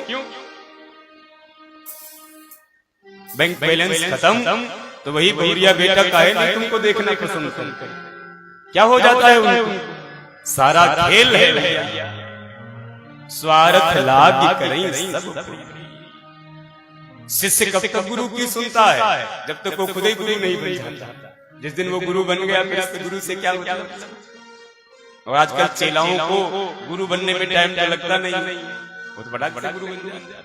इसीलिए जो बड़े वाले गुरु जी है ना, उनको बहुत सावधानी पूर्वक रहना चाहिए। जहां पर प्रेम नहीं वहां संतों का क्या काम। पति पत्नी एक से झूठ बोलते हैं, प्रेम से बातें नहीं करते, तो हम क्यों रहेंगे यहाँ? जब बार बार नारद जी बात कहने लगे तो पार्वती जी से नहीं रहा, खड़ी हो गई। बोले बाबा हमको संसार की बात तो नहीं पता है, पर हमको अपने घर की बात पता है कि मेरे भोले भाले भंडारी हमको बहुत चाहते हैं, बड़ा प्यार करते हैं, इतना प्यार करते हैं कि अपने मन में कोई बात छुपाते ही नहीं। राम का दर्शन मिला कि श्याम का दर्शन मिला कि विष्णु का, सब दर्शन मुझे आकर के बताते हैं हमारे भोले बाबा हमसे कभी भी झूठ नहीं बोलते। जब पार्वती जी अपने घर की प्रशंसा करने लगी, तब नारद जी को थोड़ी दिक्कत हुई कि मेरे रहते यहाँ सब अच्छा, मेरा रहना गड़बड़। दो चार नारद होते हैं ना मोहल्ले में, बहुत खतरनाक होते हैं। मेरे घर की लाइट चली गई, इनके घर में क्यों आ रही है? कुछ तो करो गड़बड़, कुछ तो करो। अपने घर की लाइट चली गई, कोई फर्क नहीं। मुन्ना जरा आंटी की देख, और कहीं आके बता दिया मम्मी आंटी की तो आ रही, बस गड़बड़ हो गया। हे प्रभु, या तो मेरे घर की लाइट आ जाए या पूरे मोहल्ले का ट्रांसफार्मर अभी के अभी फट जाए। वो क्या है, सत्य है। आज का व्यक्ति अपने दुख से कम, पड़ोसी के सुख से बड़ा।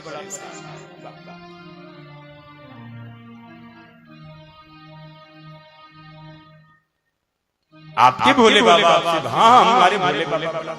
अच्छा पार्वती, अगर आपसे कोई बात नहीं छुपाते, इतना प्रेम करते हैं, तो एक बात बताओ, क्या बाबा दिन रात भोलेनाथ जो मुंडों की माला पहनकर घूमते हैं, उस मुंड माला में किसके मुंड लगे हैं कभी तुमको बताया? अब नारद जी तो चल दिए, Parvati ji out of station खड़ी हो गई, गुरुदेव के चरण पकड़े, गुरुदेव रुकिए, क्या बात है? बोले प्यार तो बहुत करते हैं, प्रेम तो बहुत करते हैं, पर मुंडमाला में किसके मुंड लगे ये बात आज तक नहीं बताई। नारद जी ने कहा तो प्यार क्या करते? वो भोला भंडारी पगला, वो पहले वाली संभली नहीं तो तुमको कैसे संभाले? वो तो ऊपर से भी काला है, अंदर से भी काला, सात बिच्छुओं का संग संसार में रहने वाला।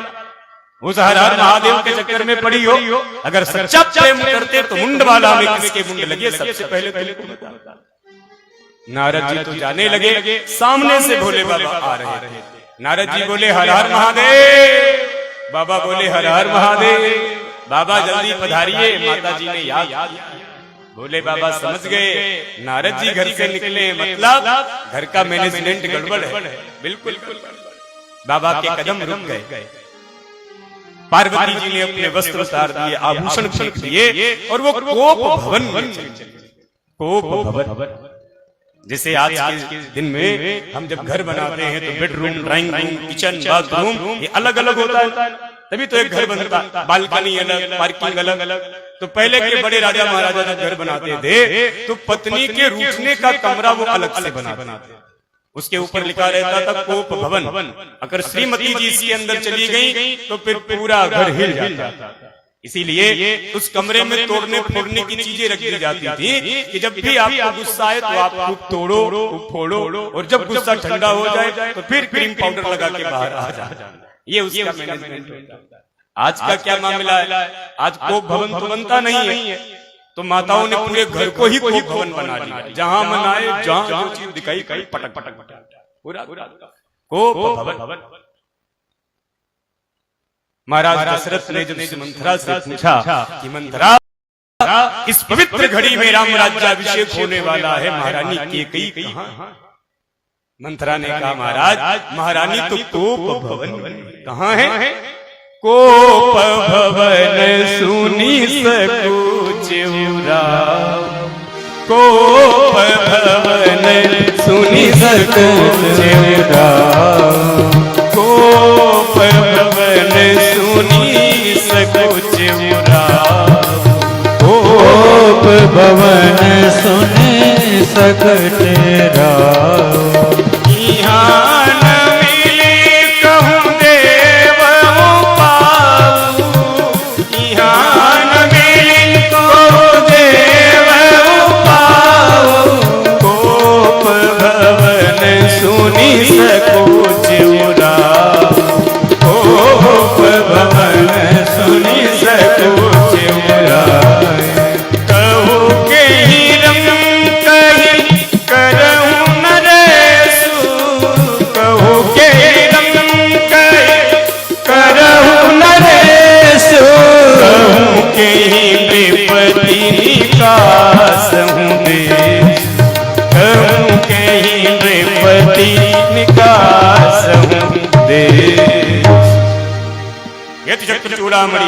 महाराज दशरथ जी के भी हाथ पैर ठंडे पड़ गए जब उन्हें पता चला कि महारानी कैकेयी कोप भवन में।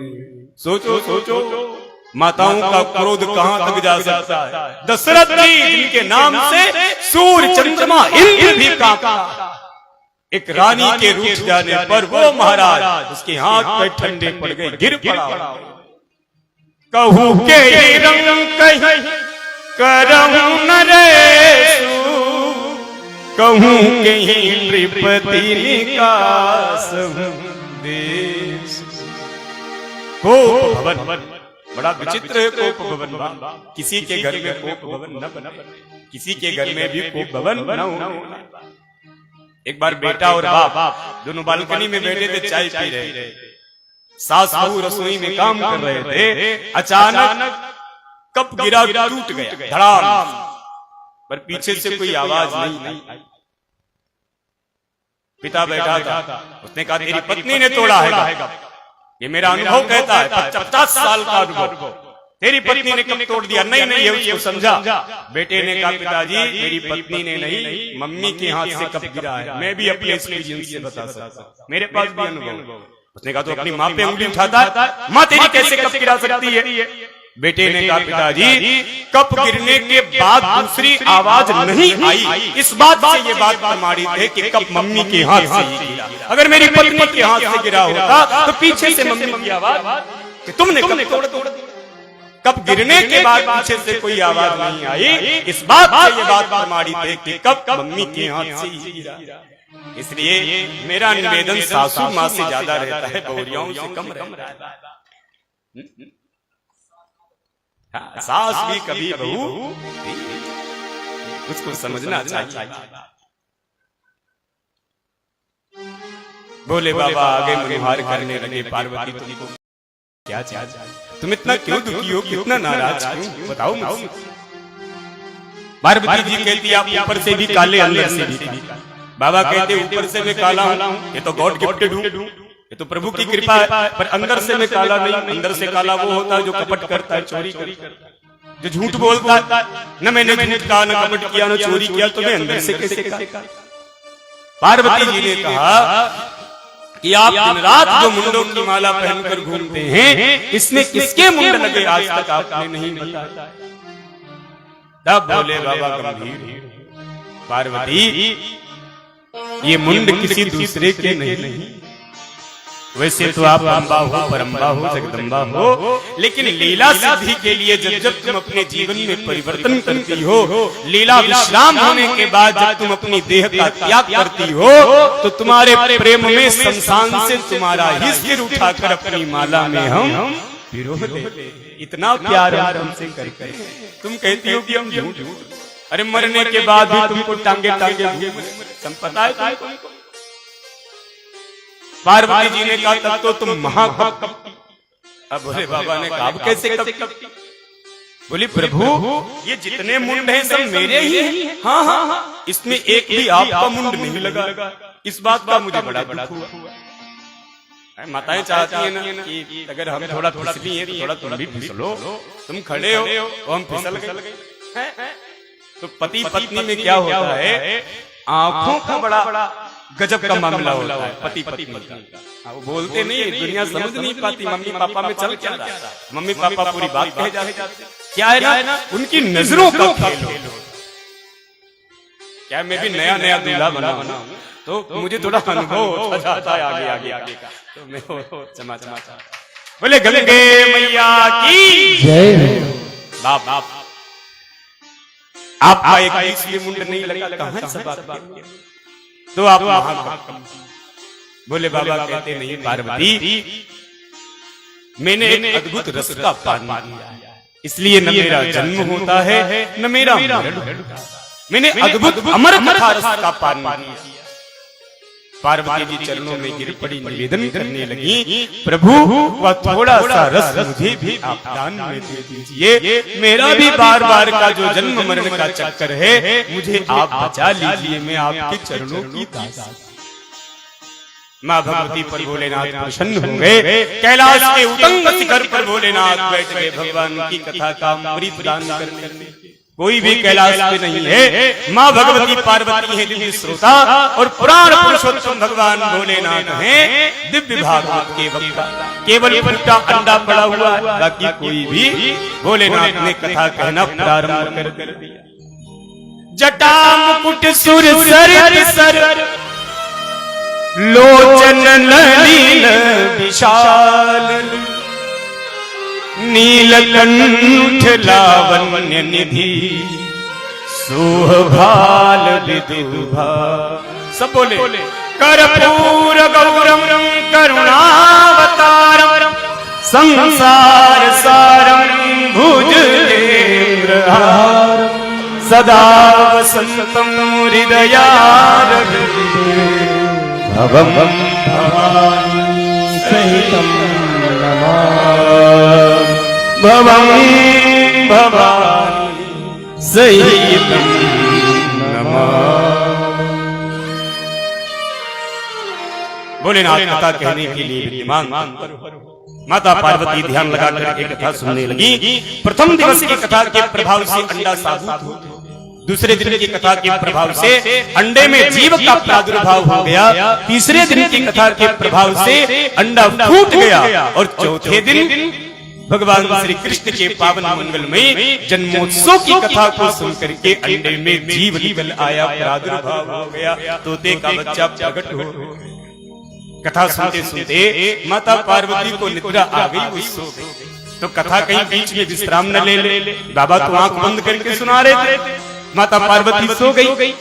तो बीच में जो ओम ओम हो रहा था वो बंद हुआ, तो कथा कहीं बीच में न बंद हो जाए, तो माता पार्वती के स्वर में तोते ने ओम ओम कहना प्रारंभ कर दिया। ओम। दुनिया में तोता बड़ा पारखी होता। आप एक हफ्ता तोते के साथ रहकर देखिए, या तो तोता आप जैसा बन जाएगा या तो आप तोते जैसे बन जाओगे।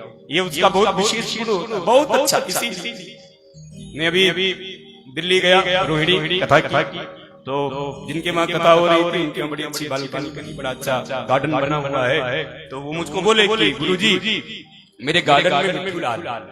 मैंने कहा दर्शन कराइए। तो वो बोले कि आप बोलिए हरे राम राम राम हरे हरे, हरे कृष्ण कृष्ण कृष्ण हरे हरे। तो हमने बोला बिल्कुल डिटो, लगा कि कोई छोटा बच्चा बोल रहा है, तोता डाल पे बैठा था, बिल्कुल वही शब्द उतार दिए, हरे राम राम राम हरे हरे, हरे कृष्ण कृष्ण कृष्ण।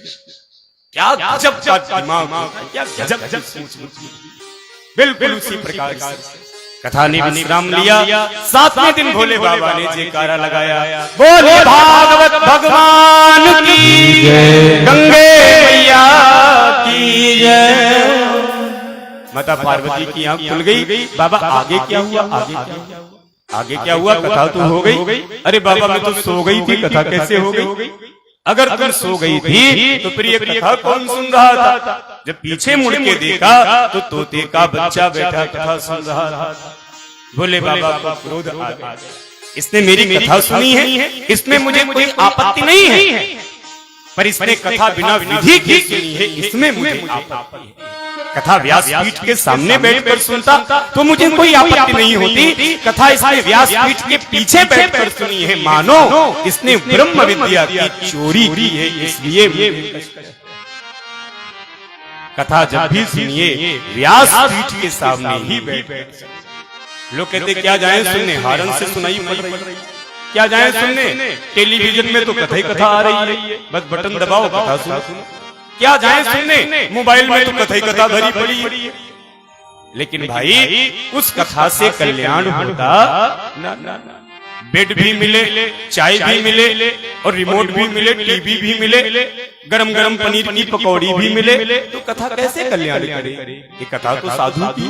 साधु बनिए, व्यासपीठ के सामने जब तक जीव नहीं पहुंचता तब तक उसके ऊपर कथा का असर नहीं। अरे सन्मुख हो ये जीव मोहे जब ही, सन्मुख हो ये जीव मोहे जब ही, सन्मुख हो ये जीव मोहे जब ही, सन्मुख हो ये जीव मोहे जब ही। जन्म कोटि अघना सही जन्म कोटि अघना सही तब जन्म कोटि अघना सही जन्म कोटि अघना सही तब मंगल भवन मंगल हारी मंगल भवन मंगल हारी प्रभु सुर सरथ अगिर बिहारी प्रभु सुर सरथ अगिर बिहारी। त्रिशूल लेकर भोलेनाथ मारने के लिए कैलाश पर्वत से उड़ता हुआ पक्षी बद्री विशाल धाम में महर्षि वेदव्यास जी महाराज, वेदव्यास जी महाराज की बिटिका देवी रजो धर्म से निवृत्त होकर के बैठी थी कि अचानक उनको उबासी आई। उड़ता हुआ पक्षी माँ भगवती बिटिका देवी के मुखारविंद से होकर उनके गर्भ में प्रवेश गर्भ में स्थापित। भोले बाबा त्रिशूल लेकर मारने के लिए आए, ढूंढते रहे। व्यास जी ने पूछा भोले बाबा क्या हुआ, आज बड़ा चक्कर में पड़े हो? अरे इधर एक चोर भागा, उसको देखा। व्यास जी ने कहा भोले बाबा चोर, और वो भी आपके घर से चोरी करके भागा, ये बात हमको समझ में नहीं आई। आपके वहाँ चोरी करने वाला है क्या? भूत प्रेत पिशाच डाकिनी साकिनी भांग धतूरा? अरे चोर खाए वो कदे गिर पड़े? तो आपकी मां चोर चोरी क्या करे? क्या चुराया? बाबा कहते हैं चोर ने मेरी अमर कथा को चुराया, इसलिए मैं उसको मारूंगा। व्यास जी कहते बाबा मन ठंडा करो, अगर चोर ने अमर कथा पी ली है तो उसको आप मारोगे कैसे?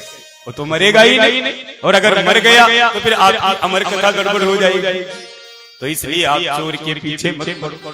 भोले बाबा प्रणाम करके चले गए। 12 वर्ष तक जो माँ के गर्भ में रहे, माँ के गर्भ को ही जिन्होंने मंदिर का रूप दे दिया, ऐसे सुखदेव जी को हम सब मिलकर के प्रणाम करते हैं, वंदन अभिनंदन।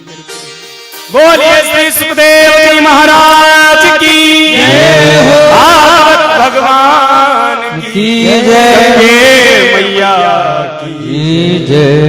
बड़े बड़े साधु आते हैं पर वो बाहर नहीं आते। व्यास पिता ने कहा कि पुत्र तुम माँ के पेट से बाहर, मैं बाहर नहीं आऊंगा। क्यों? बाहर आते ही मुझे विष्णु की माया पकड़ लेगी, फिर मैं भजन नहीं कर पाऊंगा।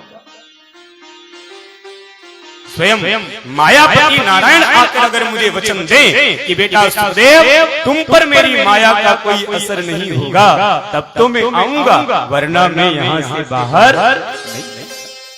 मायापति भगवान को उतरना पड़ा। भक्त को कहा बेटा तुम बाहर आ जाओ, तुम पर हमारी माया का कोई असर नहीं। माया को सब कोई भजे, माधव भजे न को, जो कदापि माधव भजे तुम माया चेरी हो। अरे तुम माया को छोड़ के तो देखो, एक बार माधव को अपना बना करके तो देखो, ये दुनिया तुम्हारे आगे पीछे घूमे। कबीरा मन निर्मल भया जैसे गंगानी, कबीरा मन निर्मल भया जैसे गंगानी, पाछे पाछे हरि फिरत कहत कबीर कबीर, पाछे पाछे हरि फिरत कहत कबीर कबीर। जन्म लेते ही जिन्होंने संन्यास ग्रहण कर लिया, ऐसे वीतरागी भगवान श्री सुखदेव जी महाराज जंगल की ओर दौड़ने लगे। कोपीन भी जिनके शरीर पर नहीं है, ऐसे वीतरागी पवित्र मन वाले संत श्री सुखदेव जी महाराज घर छोड़कर जंगल की ओर निर्गुण ब्रह्म की ओर भाग गए। यहाँ तक कुछ स्त्रियां निर्वस्त्र कुंड में स्नान कर रही। जब सुखदेव जी वहां से निकले तो वह स्त्रियां स्नान करती रही। जब बूढ़े पिता व्यास वहां से निकले तब स्त्रियों ने वस्त्र धारण किए। वो लोक लज्जा से उनके चरणों में प्रणाम करने लगी, गुरुदेव मुझे माफ कर दीजिए, मैं आपको देख नहीं पाई, मैं निर्वस्त्र स्नान करती रही। सुन के व्यास जी को बड़ा आश्चर्य लगा। पूछा बेटा मैं तुम्हारे दादा परदादा नाना की उम्र क्या हूं? मेरा नवयुवक पुत्र 16 वर्ष का सुखदेव अभी अभी यहाँ से निकला, उसको देखकर तुम्हारे मन में कोई लोक लज्जा नहीं हुई, और मैं इतनी लंबी उम्र का, मुझे देखकर इतनी लोक लज्जा। उन स्त्रियों ने हाथ जोड़कर कहा गुरुदेव आपको देखकर लोक लज्जा इसलिए आती है क्योंकि आपके मन में संसार आ रहा है, आप संसार में रहते हो, आप स्त्री और पुरुष के भेद को जानते हो, इसलिए आपको देखकर लज्जा आती है। पर आपके पुत्र स्त्री पुरुष को भेद जानते ही उस सबको एक देखते हैं, इसलिए उनसे लज्जा। सिया राम मई देखई जगत के हिसन करई हो, सिया राम में सब जग जानी करहूं प्रणाम जोरी।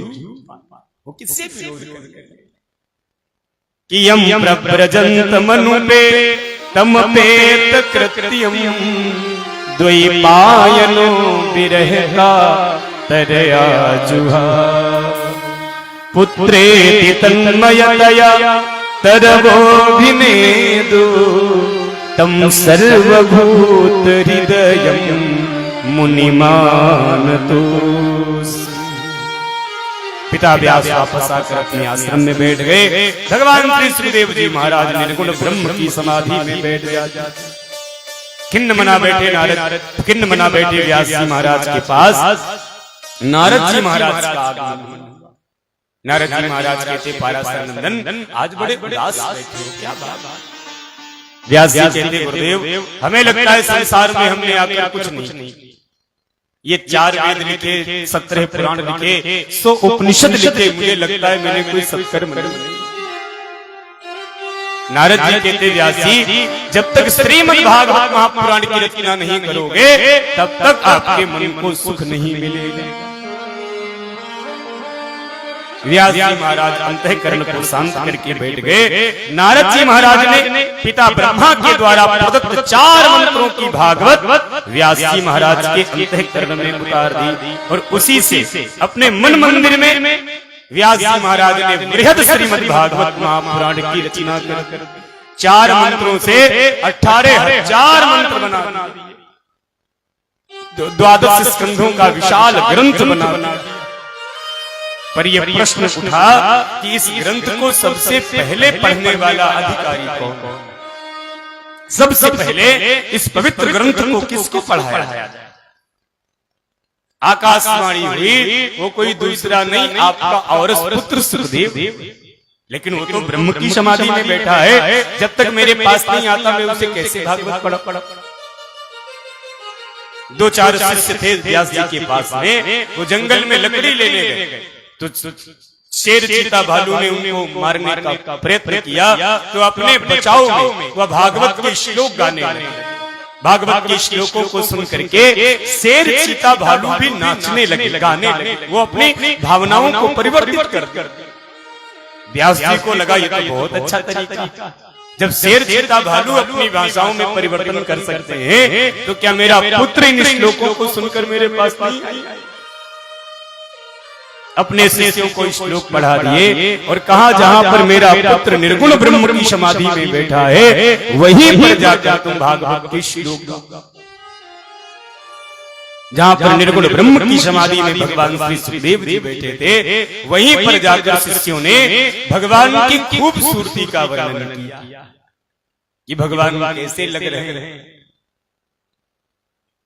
बरहा पीडम नटवर बपु कर्णयो कर्णिकारं बिभ्रदवासा कनक कपिशं वैजयन्तीं च माला रन्धारण वेणुरधर सुधया पूरयन् गोपवृन्दैः वृन्दारण्यं स्वपदरमणं प्राविशद गीतकीर्ति।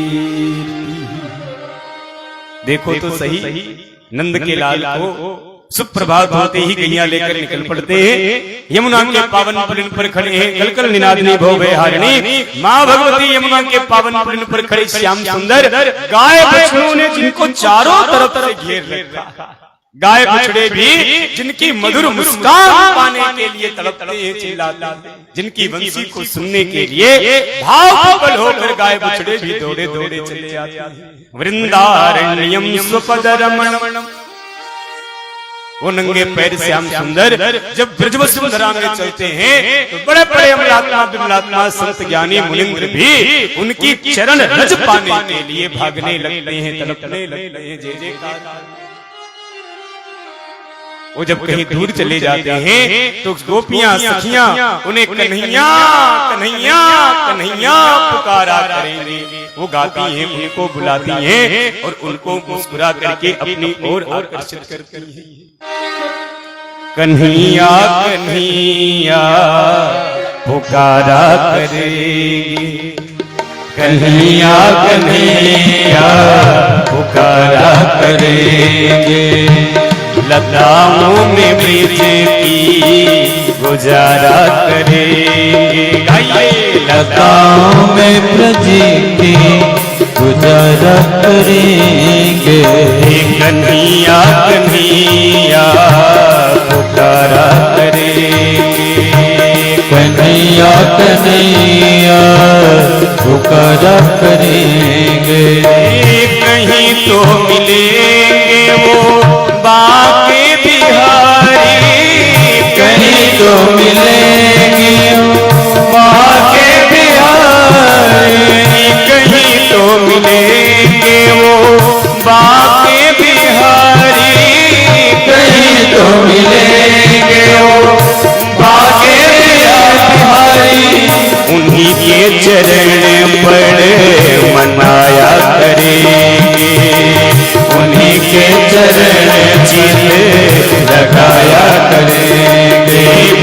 कन्हैया कन्हैया पुकारा करेंगे लताओं में बच्चे गुजारा करेंगे कन्हैया कन्हैया पुकारा करेंगे लताओं में बच्चे गुजारा करेंगे कन्हैया कन्हैया पुकारा कन्हैया कन्हैया पुकारा करेंगे।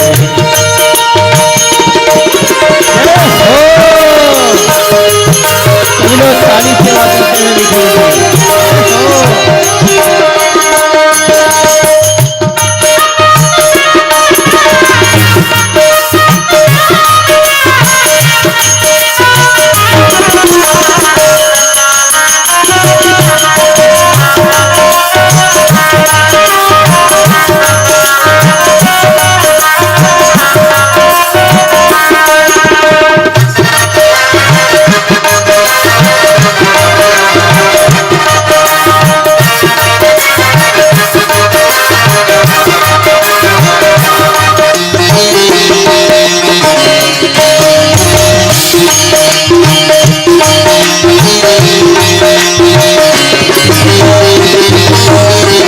सेवा करके हीरे में हम प्रेम मंदिर बना करके हीरे में हम प्रेम मंदिर बना करके हीरे में हम प्रेम मंदिर बना करके हीरे में हम प्रेम मंदिर वही उनको झूला झुलाया करेंगे वही उनको झूला झुलाया करेंगे जो रूठेंगे हमसे वो बाके बिहारी रूठेंगे हमसे वो बाके बिहारी जो रूठेंगे हमसे वो बाके बिहारी जो रूठेंगे रूठेंगे रूठेंगे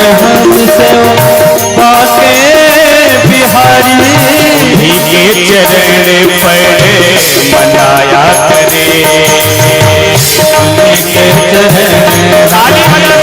मनाया करेंगे कन्हैया कन्हैया पुकारा करेंगे लताओं में बच्चे गुजारा करेंगे कन्हैया कन्हैया पुकारा करेंगे लताओं के बस में गुजारा करेंगे कन्हैया कन्हैया पुकारा करेंगे कन्हैया कन्हैया पुकारा करेंगे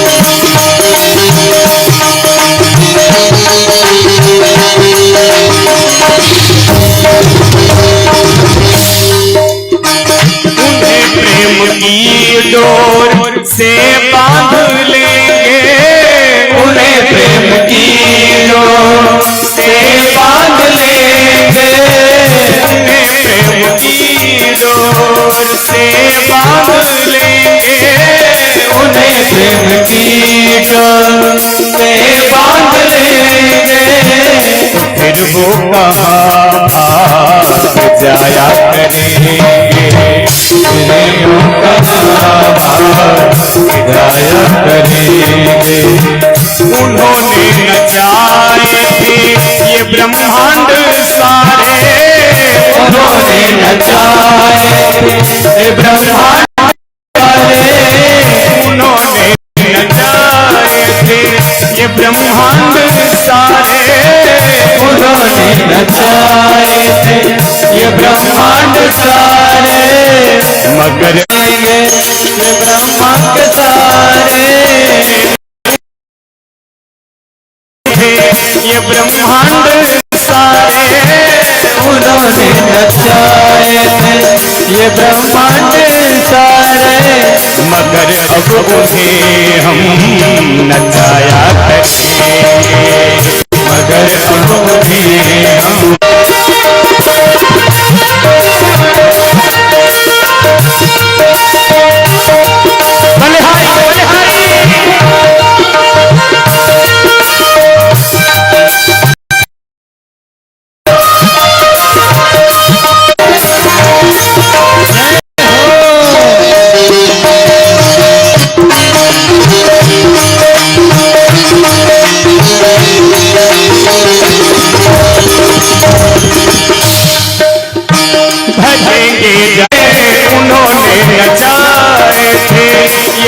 ब्रह्मांड सारे उन्होंने नचाए थे ये सारे, मगर अब उन्हें हम नचाया करेंगे, मगर अब उन्हें हम नचाया करेंगे।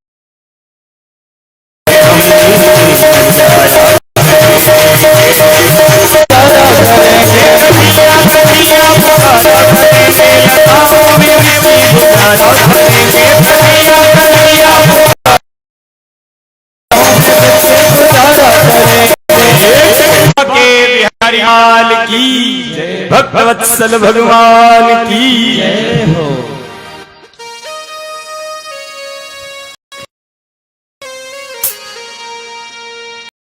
जो रूठेंगे हमसे जो बाके बिहारी, उन्हीं के चरण पड़ उन्होंने नचाए थे ये ब्रह्मांड सारे, उन्होंने नचाए थे ये ब्रह्मांड सारे। अंतिम जमा रंगधान वेणुरधर सुधया पूरय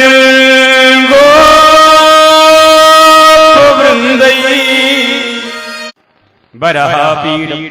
जब भगवान की खूबसूरती का वर्णन किया तो आगे बोलो, आगे बड़ा अच्छा लग रहा। आगे तो हमको आता नहीं, इसके आगे सुनना है तो अपने पिताजी के पास चलिए। एक बार सुखदेव जी का तो मन हुआ कि चलो पिता,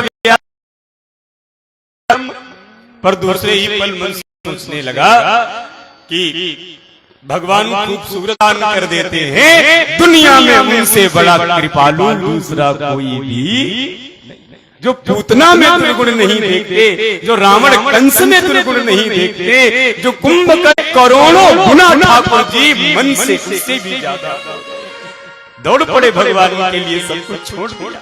कहाँ है मेरा प्रभु कन्हैया? पिताश्री के चरणों में लेट गए, बाप हमें भागवत पढ़ा दीजिए, हमें भागवत, मैं आपके श्री चरणों में हूँ, मुझे इस ग्रंथ का दान। जब विनम्र भाव से सुखदेव जी विद्यमान हो गए, सहज पुत्र को पाकर पिता व्याधि को प्राप्त हो जाते। ऐसे श्री सुखदेव जी महाराज भागवत जी को अपने अंतःकरण में विद्यमान कर लेते। पिता से भागवत पढ़ने के बाद वह निर्गुण ब्रह्म की समाधि में बैठे।